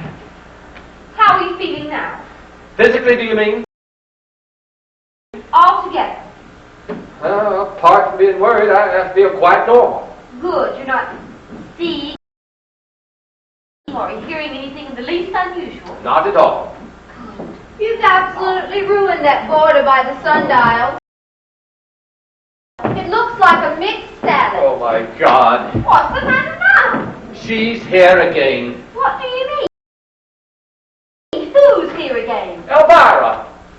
Don't be absurd, dear. Try to pull yourself together. It's all those nasturtiums. They're so vulgar. I like nasturtiums. You like what? They're all right in moderation. But in a mass like that, they look beastly. Help me, Ruth. Please help me. Oh, what did you mean about nasturtiums? Never mind about that. I tell you, she's here again. You have been having a nice thing, haven't you? I can hear you right down the garden. Would you please mind your own business? If you're behaving like a lunatic, it's not my business. Nothing is. I expect it was about me, wasn't it? I know, I ought to feel sorry, but I'm not. I'm delighted. How can you be so inconsiderate? Inconsiderate? I like that, I must say. Listen. Please listen, really. I've done everything I can to help you. I've controlled myself admirably. But I should like to say, here and now, I don't believe a word about your damned hallucination. You're up to something, Charles. There's been a sudden furtiveness in your manner for weeks. Why not be honest and just tell me what it is? You're wrong, Ruth. Dead wrong. I haven't been in the least furtive. You're trying to upset me. For some obscure reason, you're trying to goad me into doing something I might regret. Well, I won't stand for it anymore. You're making me utterly miserable. Now, Ruth. Just come near me. Let her have a nice cry. It'll do her good. You're utterly heartless. Heartless? I wasn't talking to you. I was talking to Elvira. Well, go on talking to her then. Talk to her till you're blue in the face, but don't talk to me. Elvira, please help me. How? Well, we'll make her see you or something. Oh, I'm afraid I couldn't manage that. It's technically the most difficult business. Frightfully complicated, you know. It takes years of study. How did you get here? I told you last night. I don't exactly know. Well, you must make me a promise that in the future you'll only come talk to me when I'm alone. How unkind you are, making me feel so unwanted. I've never been treated so rudely. Oh, I don't mean to be rude, Elvira. It's all your own fault for having married a woman who is incapable of seeing beyond the nose on her face. If she had a grain of real sympathy or affection for you, should believe what you tell her. How can you expect anyone to believe this? You'd be surprised how gullible people are. We often laugh about it on the other side. Charles? Yes, dear. I'm sorry I was cross. Oh, little dear. I understand everything now. I really do. You do? Of course I do. Look out. She's up to something. Would you please be quiet? Yes, dear, we'll all be quiet. We'll be quiet as little mice. Now, listen, Ruth. Listen, dear, I want you to come upstairs with me and go to bed. The way that woman harps on bed is nothing short of erotic. I'll deal with you later. Very well, dear. Come on. Well, what are you up to? I'm not up to anything. I just want you to lie quietly upstairs and wait till Dr. Bradley can Oh, come. no, Ruth, you're wrong. Come along, dear. She'll have you in a straitjacket before you know where you are. Elvira, you've got to help me. Please do something. My dear, I would with pleasure, but I just can't think how. I can't. Look, Yes? listen. If I promise to go to bed, will you let me stay here for 5 minutes longer? I really think it would be better if you came. Bear with me. However mad it may seem, bear with me 5 minutes more. All right, what is it? Well, sit down. All right, there. Now, listen carefully. Yes. Have a cigarette. It'll soothe your nerves. I don't want a cigarette. Then you shan't have one, dear. I want to explain to you clearly, without emotion, beyond any shadow of a doubt, that the ghost or shade, or whatever you like to call it, of my first wife is in this room now. Yes, dear. I know you don't believe it, and you're trying nicely to humor me, but I intend to prove it to you. Why not come upstairs and have a nice rest? You can post anything you want to later on. She may not be here later on. Don't worry, she will. Oh, God. Oh, hush, dear. Promise you'll do what I ask. That all depends what it is. Ruth, you see the basket of flowers on the piano? Yes, I did them myself this morning. Very untidily, if I may say so. You may not. Very well, dear. I shall never again, I promise. Elvira will now take that basket of flowers to the mantelpiece and back again. You will watch it, Elvira, just to please me.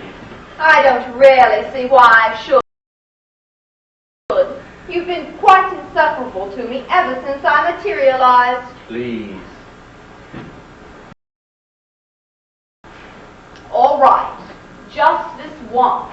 Not that I approve of all of these masculine and debauch carryings on. All right, Ruth. Watch carefully. Yes, dear. Well, go on, Elvira. Take it to the mantelpiece and back again.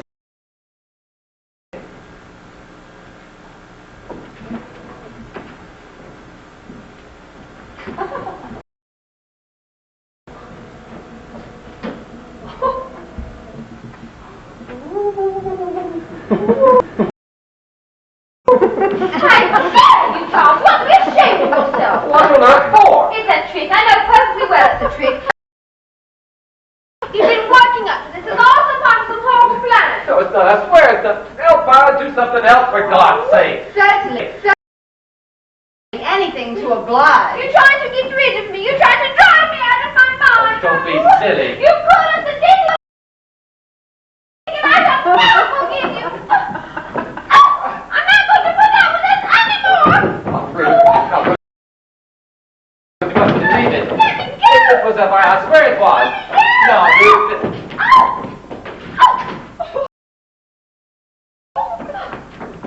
This is madness! This sheer madness! This some form of artistic suggestion, isn't it? Some sort of hypnotism, isn't it? Swear to me it's only that! Swear to me it's only that! Hypnotism, my foot!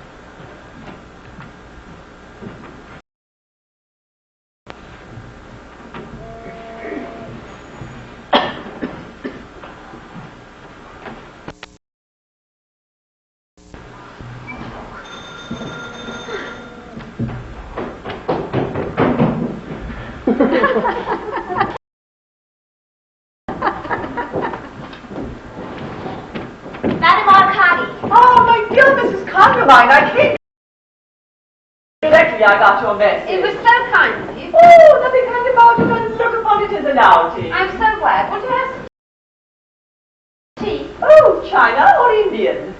China. Good, I never touch Indian. It upsets my vibration. Do sit down. I find this room very interesting indeed. I noticed it the other evening. I'm not entirely surprised. So, have you ever been to Cowden Manor? No, I'm afraid I have. Oh, it's very interesting also. It strikes you like a blow between the eyes the moment you walk into the drawing room.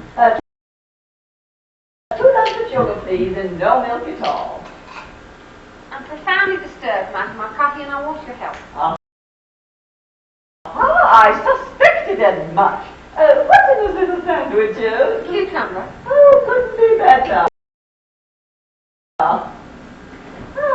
Now, fire away. It's most difficult to explain. Facts first, explanations later. It's the facts that are so difficult. They're so fantastic. Facts usually are. Take creative talent, for instance. How do you explain that? Look at Shakespeare and Michelangelo. How do you explain Mozart snatching sounds out of the air and putting them down on paper when he was practically a baby? Facts, plain facts. I know it's the fashion these days to ascribe it all to the glands, but my reply to that is fiddle-dee-dee. I'm sure you're quite right. There are more things in heaven and earth than are dreamt of in your philosophy, Mrs. Condamine. There certainly are. Come now, take the plunge, out with it. You've heard strange noises in the night, no doubt. Creaking boards, slamming doors, subdued moaning in the passages. Is that it? No, I'm afraid it isn't. No sudden gusts of cold wind, I hope. No, I'm afraid it's much worse than that. I'm all attention. I know it sounds idiotic, but the other night during the seance, something happened. I knew it. Probably a poltergeist. They are enormously cunning, you know. Sometimes they lie doggo for days. You know that my husband was married before. Yes, I had heard it mentioned. His first wife, Elvira, died comparatively young. Where? In this house, here in this very room. Oh, I'm beginning to see daylight. She was convalescing after pneumonia and started laughing helplessly one evening at the BBC musical program and died of a heart. And she materialized the other evening after I had gone. Yes, not to me, but to my husband. Capital, capital. Oh, this is splendid. I can see where it would be regarded as a major achievement. A triumph, my dear, nothing more nor less than a triumph. But from my personal point of view, it's bit embarrassing. At last, a genuine materialization. At last. Please sit down, Madame Arcati. Sit down? Who could sit down at a time like this? I haven't had such a success since the Sudbury case. Nevertheless, I must insist upon your sitting down and controlling your natural exuberance. I appreciate fully your pride in your achievement, but I would like to point out that it has made my position in this house untenable, and I hold you entirely responsible. Oh, forgive me, Mrs. Condamine. I am being abominably selfish. How may I help you? How? By sending her back to where she came from, of course, as soon as possible. Well, I'm afraid that's rather easier said than done. Do you mean to say she's liable to stay here indefinitely? Well, I fear that depends a great deal on her. But, my dear Madame...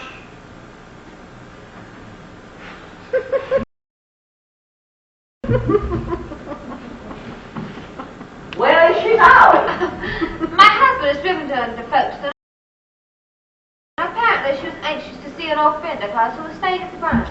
Well, forgive me, but I must make a report of this matter to the psychical research people. I would be obliged if there were no names mentioned. Oh, the report will be confidential. This is a very small village, you know, and gossip would be most undesirable. I quite understand. Now, you say she is visible only to your husband. Yes. Visible only to husband. Audible too, I presume. Extremely audible. Oh, extremely audible.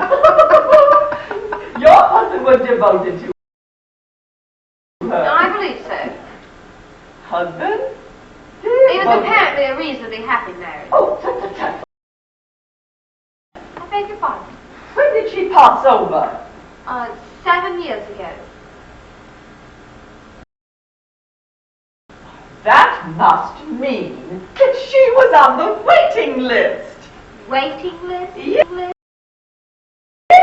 Otherwise, she would have got beyond the materialization stage by now.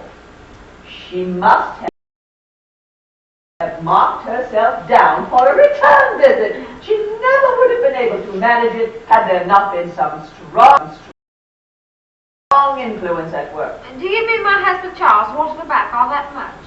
Possibly, or it may have been her own determination. That sounds much more likely. Would you say she was a woman of strong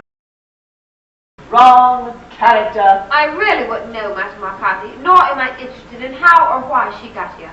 I'm solely concerned with the question of how to get her away again as soon as possible. I fully sympathize with you, Mrs. Condamine, and I assure you I will do all in my power to help. But I'm afraid at the moment I can offer no great hope. But I always understood that there were ways of exorcising ghosts at some sort of ritual.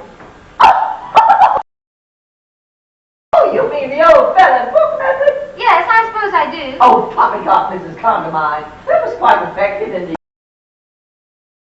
old days of genuine religious belief. I fear that the decline in faith in the spirit world has been causing grave concern. Has it indeed? There was a time when a drop of holy water could send even a poltergeist skimpering for cover, but not anymore. Où sont les miens d'antan? Be that as it may, Madame Arcati, I must beg of you to do your utmost to dematerialize my husband's first wife as soon as possible. Oh, I'm afraid the time has come for me to be frank with you, Mrs. Condamine, and admit that I haven't the faintest idea on how to begin. Do you mean to sit there and tell me after having conjured up this ghost or spirit or whatever she is, and place me in this hideous position Honesty is the best policy. Oh, this is outrageous. I ought to hand you over to the police. You go too far, Mrs. Carmine. I go too far indeed. Do you realize what your insane amateur muddling has done? I have been a professional since I was a child. Amateur is a word I cannot tolerate. Well, I consider it the height of amateurishness to invoke malignant spirits and not be able to get rid of them again. I was in a trance. Anything can happen when I am in a trance. Well, all I can suggest then is that you go into another one immediately and get this damn woman out of my house. I cannot go into a trance at a moment's notice. It takes hours of preparation, in addition to which I must be very careful of my diet for days before. And today, for instance, I happened to have lunch with a friend, and we had pigeon pie. Oh, that, in addition to these cucumber sandwiches, makes a trance out of the question. But you must do something to help me. I shall make a report to the Society for Psychical Research at the very earliest possible moment. Will they be able to do anything? I doubt it. They'd probably send down an investigation committee, and they'd do a lot of questioning and wall tapping and mumbo jumbo. Then they'd have a conference, and you would probably have to go up to London to testify. Oh, this is too humiliating. Do not upset yourself, dear. There's nothing can be achieved by upsetting yourself. That's all well and fine for you to say, Madam McCarthy. You don't seem to have the faintest realization of my position. You try to look on the bright side. Bright side, indeed. Do you suppose if your husband's first wife suddenly appeared from the grave and came to live in the house with you, that you'd be able to look on the bright side? I resent your tone, Mrs. Condamine. I really do. You most decidedly have no right to. You are entirely to blame for this whole horrible situation.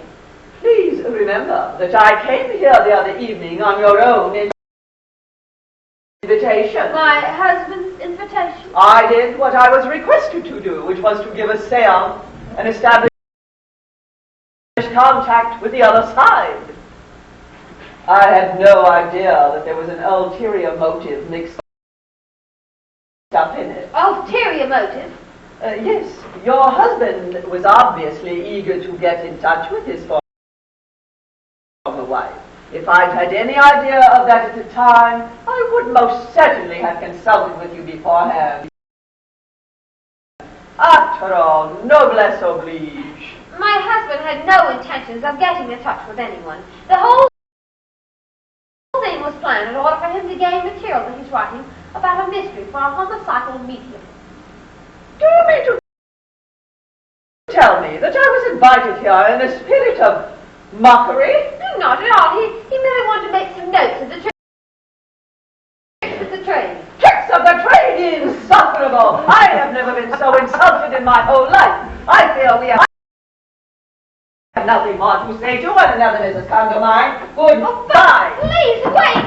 Your attitude from the outset has been most unpleasant. Some of your remarks have been discourteous in the extreme, and I should like to say without umbrage that if you and your husband were foolish enough to tamper with the unseen for paltry motives and in a spirit of ribaldry, then everything that has happened is your own fault.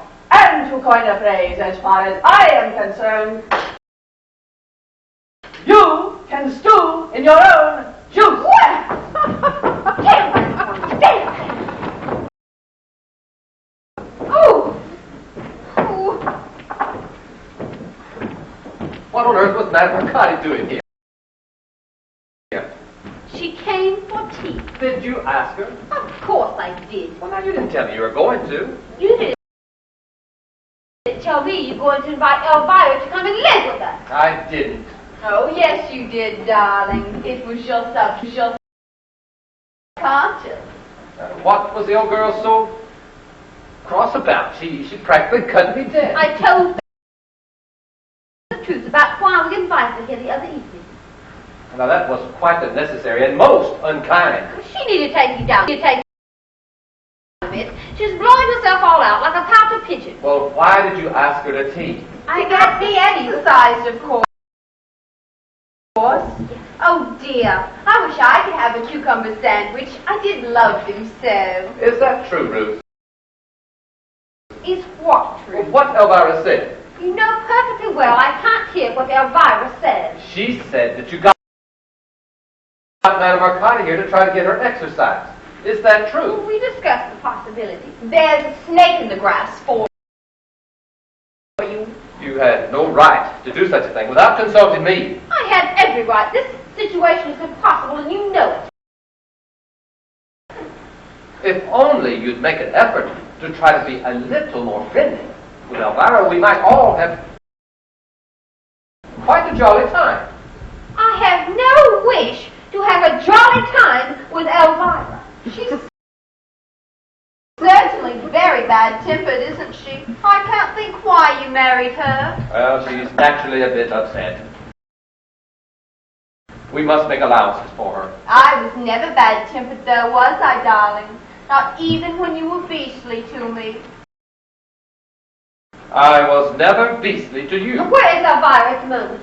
In the chair by the table. Now look here, Elvira.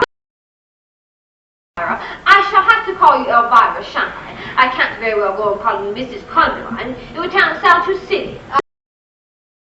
I don't see why. Did she say anything? She said she'd like nothing better. You really are sweet, Charles, darling. I worship you. I admit I did invite Madame Arcadi here with a view to getting you exercise. And I think if you were in my position, you would have done exactly the same thing. Wouldn't you, Elvira? I shouldn't have done it so obviously. Did she say anything? No, she just nodded and smiled. Thank you, Elvira. That's really very generous of you. I would really rather there be no misunderstandings between us. Now that's sensible, dear. I agree entirely. Before we go any further, Elvira, I'd like to ask you a very frank question. Why did you really come here? I don't see what you could have hoped to achieve by it beyond the immediate joke of making Charles into some sort of astral bigamist.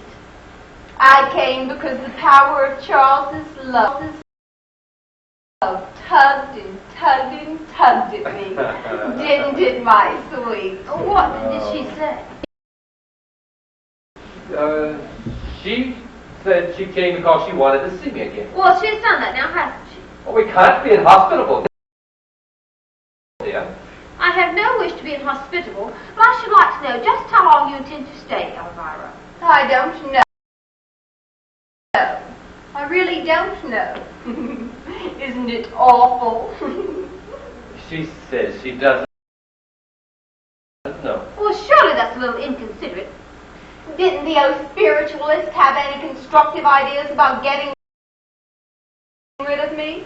What did Madame Arcadi say? What? She said you couldn't do a thing. Hooray! Well, now, don't be upset, Ruth. We shall soon adjust ourselves, you know. You must admit it's a unique experience. I mean, after all, I can see no valid reason why we shouldn't all get a great deal of fun out of it. Fun? Charles, how could you? Are you out of your mind? Not at all. I thought I was at first, but now I must say I am beginning to enjoy myself. Charles. Well, now, dear, listen. She's off again.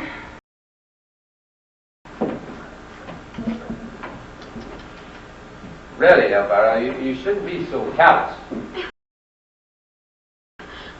I suppose she said something insulting. No, dear, she did nothing of the sort. Now look here, Elvira. She's over by the window now. Oh, why the hell can't she stay in one place? Temper again. My poor Charles, what a terrible life you must lead. Do shut up, Elvira. Darling, you only make everything worse. This is intolerable! Now, for heaven's sake, don't get into another state. I've been doing my best to control myself ever since yesterday evening, and I'm not going to try anymore. The strain is too much. She has the advantage of being able to say whatever she pleases without me being able to hear her. She can hear me all right, can't she? Without any modified interpreting. Modified interpret? I don't know what you mean. Oh, yes, you do. You haven't told me what she really said. You wouldn't dare. Judging from her photograph, she's the type of person that would use most unpleasant language. You're not to talk like that, Ruth. I've been making polite conversation all through dinner last night, then breakfast and lunch today. And I'm not going to do it anymore. I don't like Elvira any more than she likes me. And furthermore, I know I never could date or like her. Since her untimely arrival here the other evening, she had shown the slightest sign of breeding, the slightest sign of good manners. I might have felt differently towards her, but all she has done is try to make mischief between us and have private talks with you against me. Well, I'm going up to my room now. I shall have my dinner on a tray, and you and she can have the whole house yourselves and joke and gossip to your heart's content. First thing in the morning, I'm going into London to interview the Psycho Research Society, and as they fail me, well, I shall go straight to the Archbishop of Canterbury.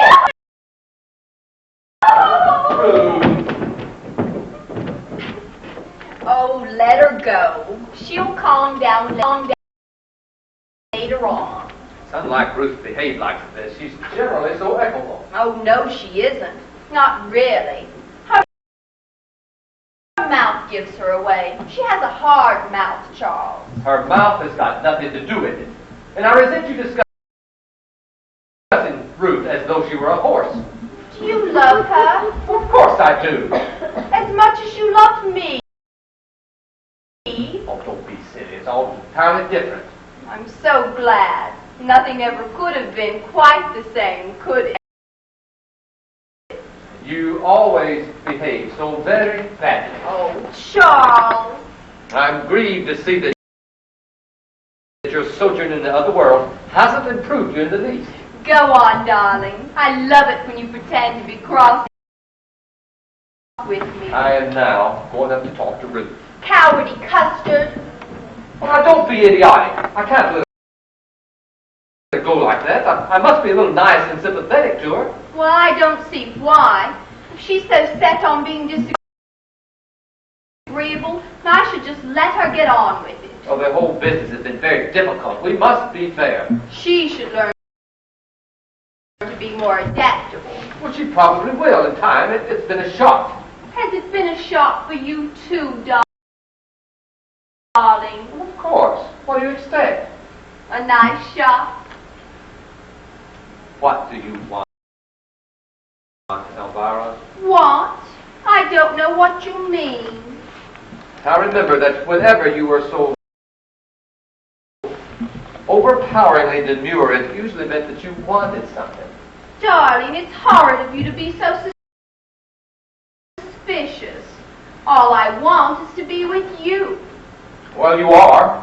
I mean alone.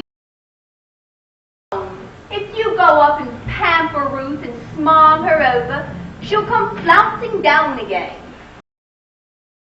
And then our lovely quiet evening together will be spoiled. You're incorrigibly selfish. Well, I haven't seen you for 7 years. It's only natural that I should want a little time alone with you to talk over old times. Oh, I'll let you go up for just a little while if you really think it's your duty. Well, of course it is. Then I don't mind. You're disgraceful, Elvira.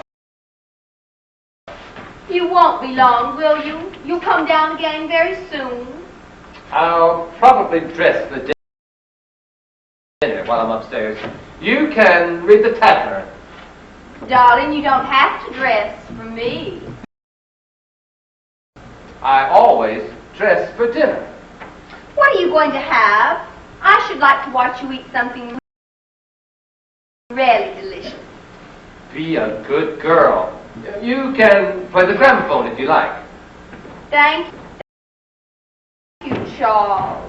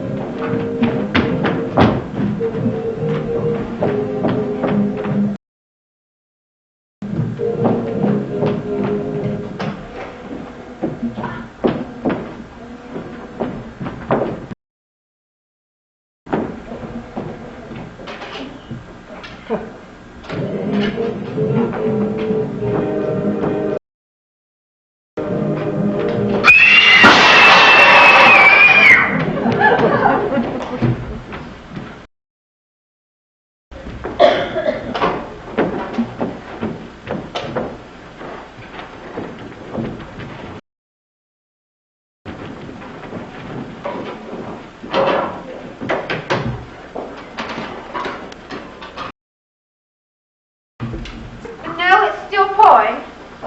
I do sympathize with you, really, I do. It's been quite a chapter of accidents, hasn't it? It certainly has. Things happen that way sometimes, you know. Almost as if there was some evil force at work. I remember once George and I went for a fortnight's holiday. Not long after we were married. We were dogged by bad luck from beginning to end. The weather was vile. George sprained his ankle. I caught a cold and had to stay in bed for 2 days. And to crown it all, a lamp fell over in the sitting room and set fire to the treatise George had written on hyperplasia of the abdominal glands. How dreadful. He had to write it all over, every single word. Oh, are you sure you wouldn't want a cocktail or some sherry or anything? No, thank you, really not. George will be down in a moment and we must be off like lightning. We were due at the Wilmots at 7 and it's nearly that now. I think I'll have some sherry. I feel I need it. Oh, don't worry about your husband's arm, Mrs. Condamine. I'm sure it's only a sprain. It's not his arm that I'm worried about. Well, Edith should be up and about in a day or two, I'm sure. My cook gave notice this morning. Well, really? Servants are awful, aren't they? Not a shred of gratitude. The first sign of trouble and they just take off and leave you like rats leaving a sinking ship. I can't feel that your simile was entirely fortunate, Mrs. Bradman. I didn't mean it that way, really, I didn't. Nothing to worry about, Mrs. Condamine. It's only a slight strain. Oh, I'm so relieved. He made a good deal of fuss when I examined it. Men are much worse patients than women, you know. Particularly highly strung men like your husband. He's highly strung, do you think? Yes. As a matter of fact, I wanted to talk to you about that. I'm afraid he's been overworking lately. Overworking? He's in a rather nervous condition. Nothing serious, you understand. Oh, what makes you think so? I know the symptoms. Of course, the shock of his fall might have something to do with it, but I should certainly recommend a complete rest for a couple of weeks. Oh, you think you should go away? I do. In cases like that, a change of atmosphere can work wonders. I see. Well, what symptoms did you notice? Oh, nothing to be unduly alarmed about. A certain air of strain, an inability to focus his eyes on the person he is talking to. A few rather marked irrelevancies in his conversation. I see. Do you have any specific example? Oh, suddenly he shouted, "What are you doing in the bathroom?" And then a little later, when I was writing him a prescription, he suddenly said, "For God's sake, behave yourself." How extraordinary. He often goes on like that, especially when he's immersed in writing a book. Oh, I am not in the least perturbed about it, really. But I do think a rest and a change would be a good idea. Oh, thank you so much, Doctor. Would you have some sherry? Oh, no, thanks. We really must be off. And how's poor Edith? Oh, she'll be all right in a few days. She's still recovering from the concussion. It's funny, isn't it, that both your husband and your housemaid should fall down on the same day? Yes, if you found that sort of thing amusing. Oh, I didn't mean it that way, Mrs. Condamine. Come along, Violet. You're talking too much, as usual. George, you're horrid. Goodbye, Mrs. Condamine. Goodbye. I'll pop in and have a look at both patients sometime tomorrow morning. Thank you, Doctor. Oh, well, how does it feel? All right. It's only a slight sprain, you know. Well, is this damn sling really essential? It's a wise precaution. It will prevent you from using your left hand, except when it's really necessary. But I had intended to go into Folkestone this evening. Oh, it would be much better if you didn't. Well, it's extremely inconvenient. You can easily wait going up, my dear. Charles, I can't stand another of these dreary evenings at home. It'll drive me dusty. And I haven't seen a movie for 7 years. Let me be the first to congratulate you. What's that, old man? Charles, be sensible, dear. I implore you. I'm sorry, dear. Forgot. You can drive that car if you promise to go very slowly and carefully. All right. Your gear change is on the right, isn't it? Yes. Well, use your left hand as slow as possible. All right. You'd much better stay at home, dear. Couldn't you drive him? No, I'm afraid not. I have a lot to do around the house, and there's Edith to attend to. Huh. Well, I'll leave you two to fight it out among yourselves. But remember, if you insist on going, carefully does it. Those roads are very slippery. Anyhow, come along, Violet. Goodbye again. Goodbye, Mr. Condamine. Goodbye. Goodbye. You really are infuriating, Elvira. Surely you would wait to go to the movies another night. And stop behaving like a schoolgirl. You're old enough to know better. What? I was talking to Elvira. She isn't here. Well, she was a moment ago. She threw that rose at me. Well, she's been very high-spirited all day. I remember that mood of old. It usually meant that she was up to something. Are you sure she isn't here? Oh, yes, quite sure. Good. I want to talk to you. Oh, my God. I must. It's important. You've behaved very well for the last few days, dear. You're not going to start making scenes again, are you? I resent that air of patronage, Charles. I have behaved well, as you call it, because there's nothing else for me to do. But I think it only fair to warn you that I offer no guarantee for the future.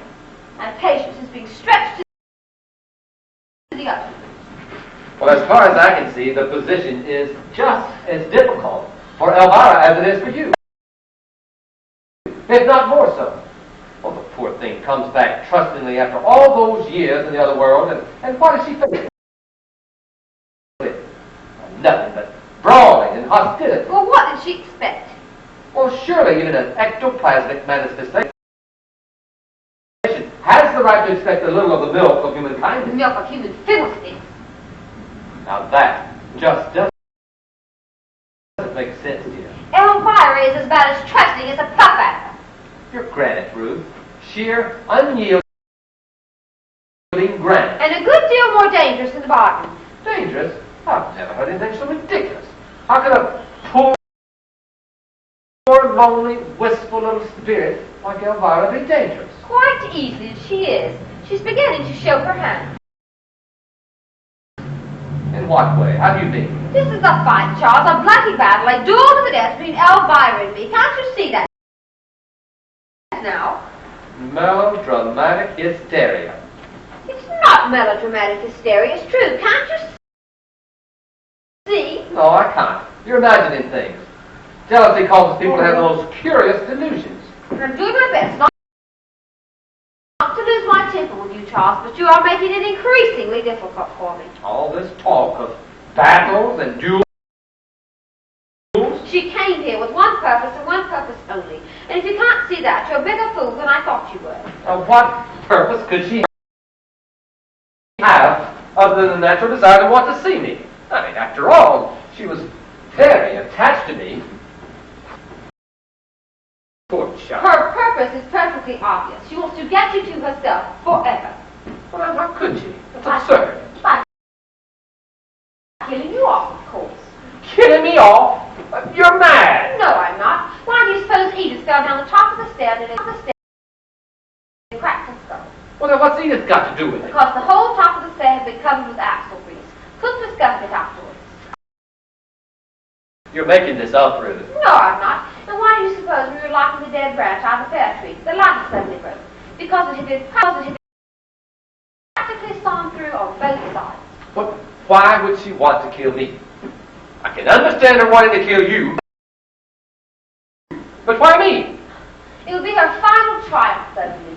She'd have you to herself on her damned astral plane that I'd be left high and dry. She's probably planning some sort of spiritual remarriage. I wouldn't put anything past her. Ruth. Can't you see? Well, she couldn't be so sly, so wicked. She couldn't she?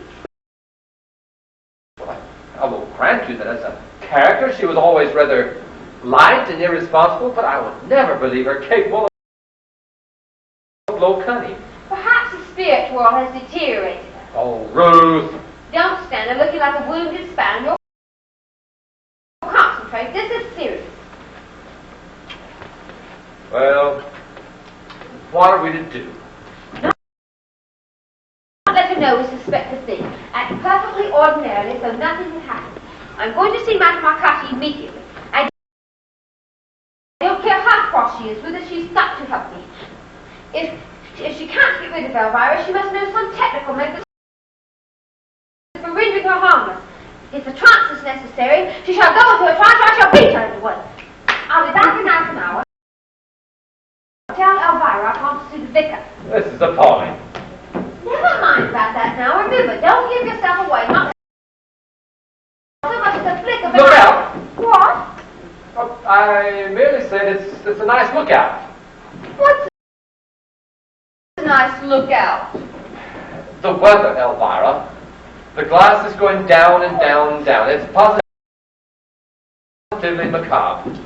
I find it difficult to believe that you and Ruth at this particular moment can't think of anything more interesting to talk about than the weather. I can't stand this anymore. I really can't. Ruth. Has she broken out again? What did she say?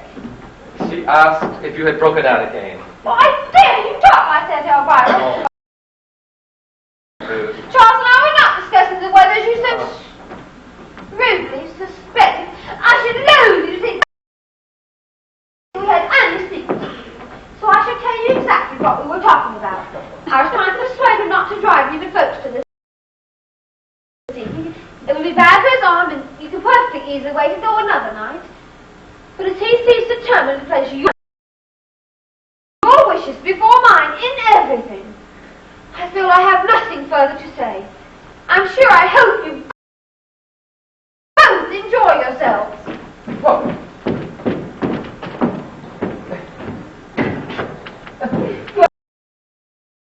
There now. Oh, Charles, have you been beastly to her? No. Ruth doesn't like being thwarted any more than you do. Yes, she's a woman of sterling character. It's a pity she's so ungiving. As I told you before, I'd rather not discuss Ruth with you. It makes me uncomfortable.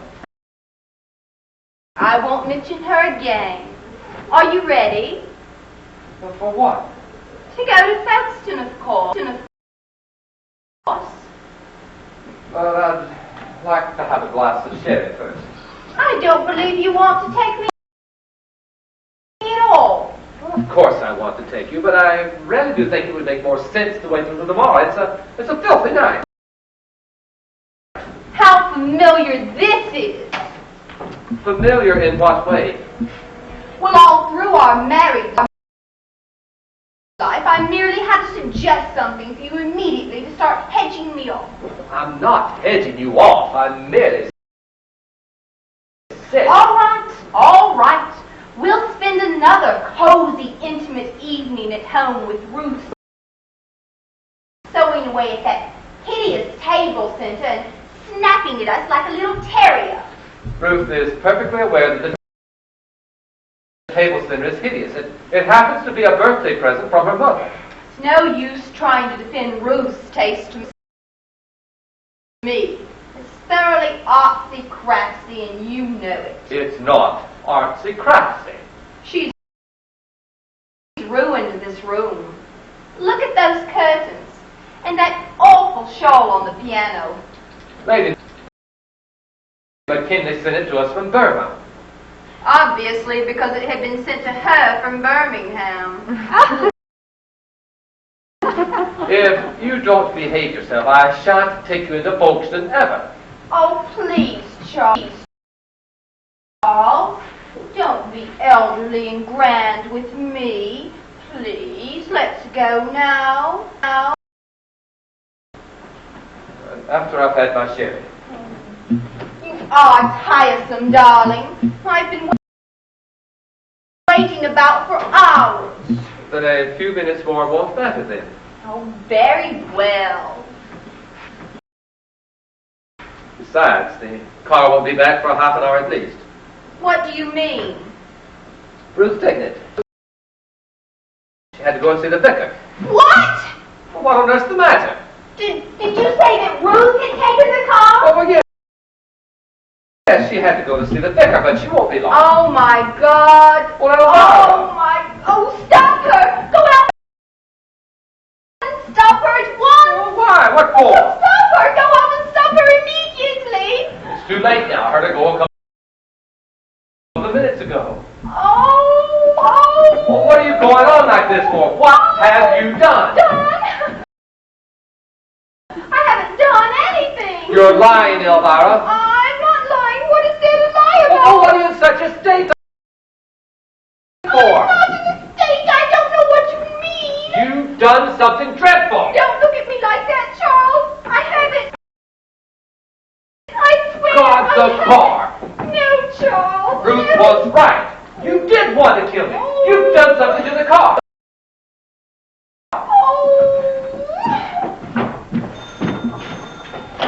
Hello? Hello? Well, yeah, speaking.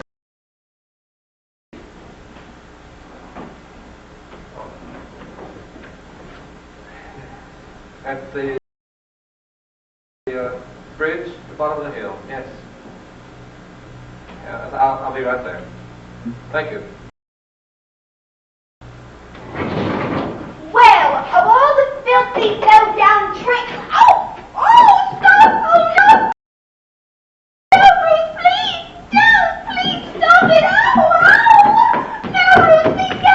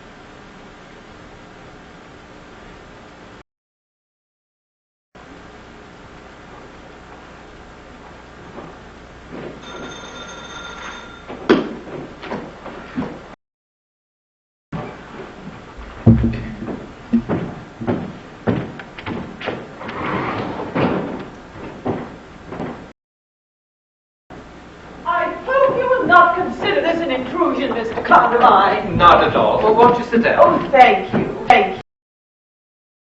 Would you like some coffee or a liqueur? Oh, no, thank you. I had to come. Yes. I felt a tremendous urge, like a rushing wind.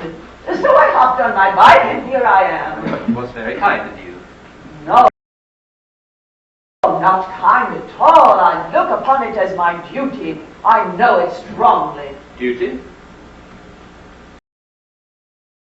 I reproach myself bitterly, you know. Oh, please don't. There's no need for that. I allowed myself to get into a huff with your late wife the other day. I rode all the way home in the grip of temper. My dear Madame Marcotte. Let me go on. Mine is the shame. Mine is the blame. I shall never forgive myself. Had I not been so impetuous, had I listened to the cool voice of reason, so much might have been averted. You told my wife that you were unable to help her. You were perfectly fair. Over and above the original unfortunate mistake, I see no reason for you to reproach yourself. I threw up the sponge in a moment of crisis. I threw up the sponge instead of throwing down the gauntlet. Well, whatever you threw, Madame Marcotte, I very much fear nothing could have been done. It seems that circumstances have been a little too strong for all of us. I cannot accept defeat so easily. It is gall and wormwood to me. I could at least have concentrated, made an effort. Well, never mind. I do mind. I cannot help it. I mind with every fiber of my being. I have been thinking very carefully. I have also been reading up a great deal during these past few dreadful days. I gather that we are alone. Well, my first wife is not in the room. She's upstairs lying down. The funeral exhausted her. My second wife is probably up there with her, but I have no way of knowing for certain. You have remarked no change in texture of your first wife since the accident, I mean. Not at all. She seems much as usual, a little under the weather, perhaps a trifle low-spirited, but that's all. Well, that washes that out. I don't understand. Oh, just a little theory I had. In the 19th century, there was a widely held belief that a ghost who participated in the death of a human disintegrated automatically. How do you know that Elvira was in any way responsible for Ruth's death? Elvira, what a lovely name! Such a lilt to it. You didn't answer my question. How did you know? It came to me last night, Mr. Condamine. It came to me in a blinding flash. I had just finished my Ovaltine and turned out the lights, and I started up in bed with a loud cry. Great Scott, I said, I've got it. I began to put two and two together. At about 3 this morning, with my brain fairly seething, I went to work. I went to a bit on my crystal. It wasn't satisfactory, though. Cloudy, you know. I would be very much obliged if you would leave any theories you have regarding my wife's death to yourself, Madame Archive. My one desire is to help you, Mr. Condamine. I consider myself very remiss in this whole matter. Not only remiss, but untidy. I'm afraid there's nothing whatever to be done. But there is. I have found the formula. I copied it out of Edmondson's Witchcraft and its byways. What the hell are you talking about? Pluck up your heart, Mr. Condamine. All is not lost. Now look here, Madame Archive. You are still anxious to dematerialize your first wife, I presume. Oh, yes, of course. I'm perfectly furious with her, but... But what? Well, she's been dead upset for the last few days.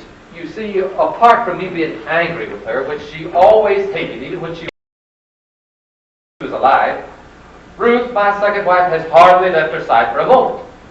You must see she's been having a pretty bad time, what with one thing and then the other. Your delicacy of feeling does you credit, Mr. Condamine. But I must say, if you will forgive my bluntness, that you are a damned fool. You're at liberty to think whatever you please. Oh, now, don't get on your high horse. Nothing can be achieved by that. I have a formula here, and I think we'll get rid of her without hurting her feelings in the least. It's very simple. All it requires is complete concentration from you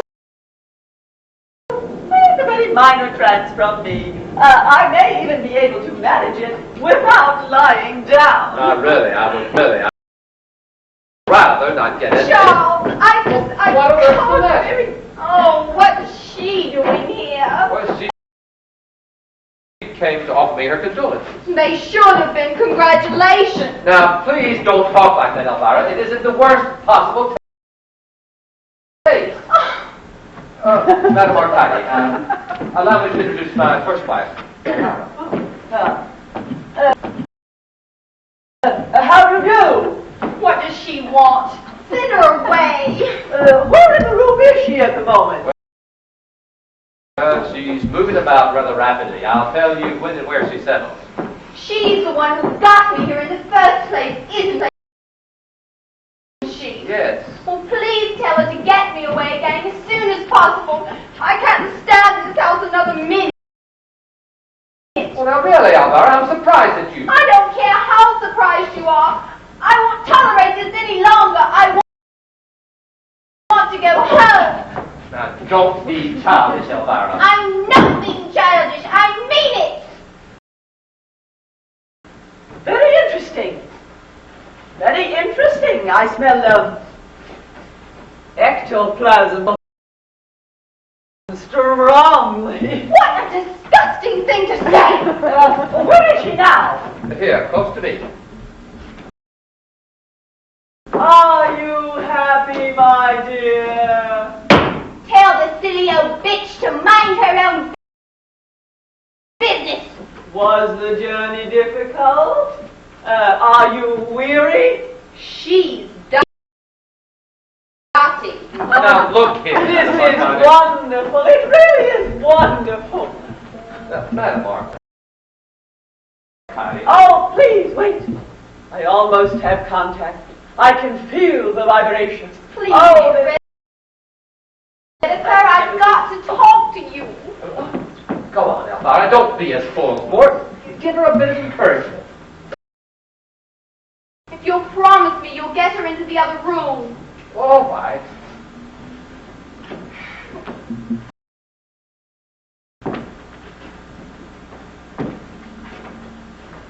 oh, yes.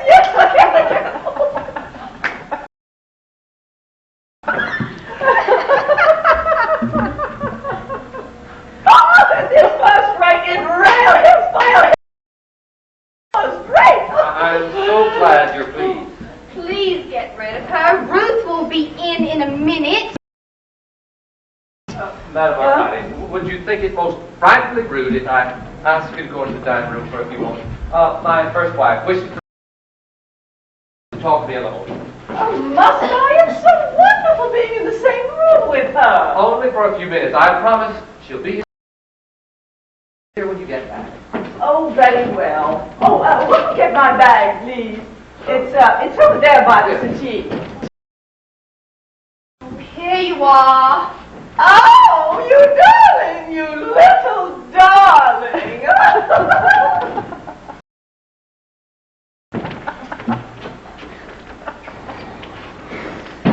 How good is she? Really? I don't know. Do you think she really could get me back again? Now, my dear child. And don't call me your dear child. It's smug and supercilious. There's no need to be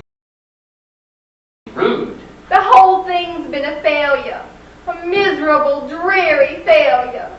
And, oh, what high hopes I started out with. Well, don't expect any sympathy from me. I am perfectly aware that your highest hope was to murder me. Don't put it like that. It sounds so beastly. It is beastly. It's one of the beastliest ideas I've ever heard. Well, there once was a time when you'd have welcomed the chance of being with me forever and ever. Your behavior shocked me immeasurably. I had no idea you were so unscrupulous. Oh, Charles! Oh, stop crying.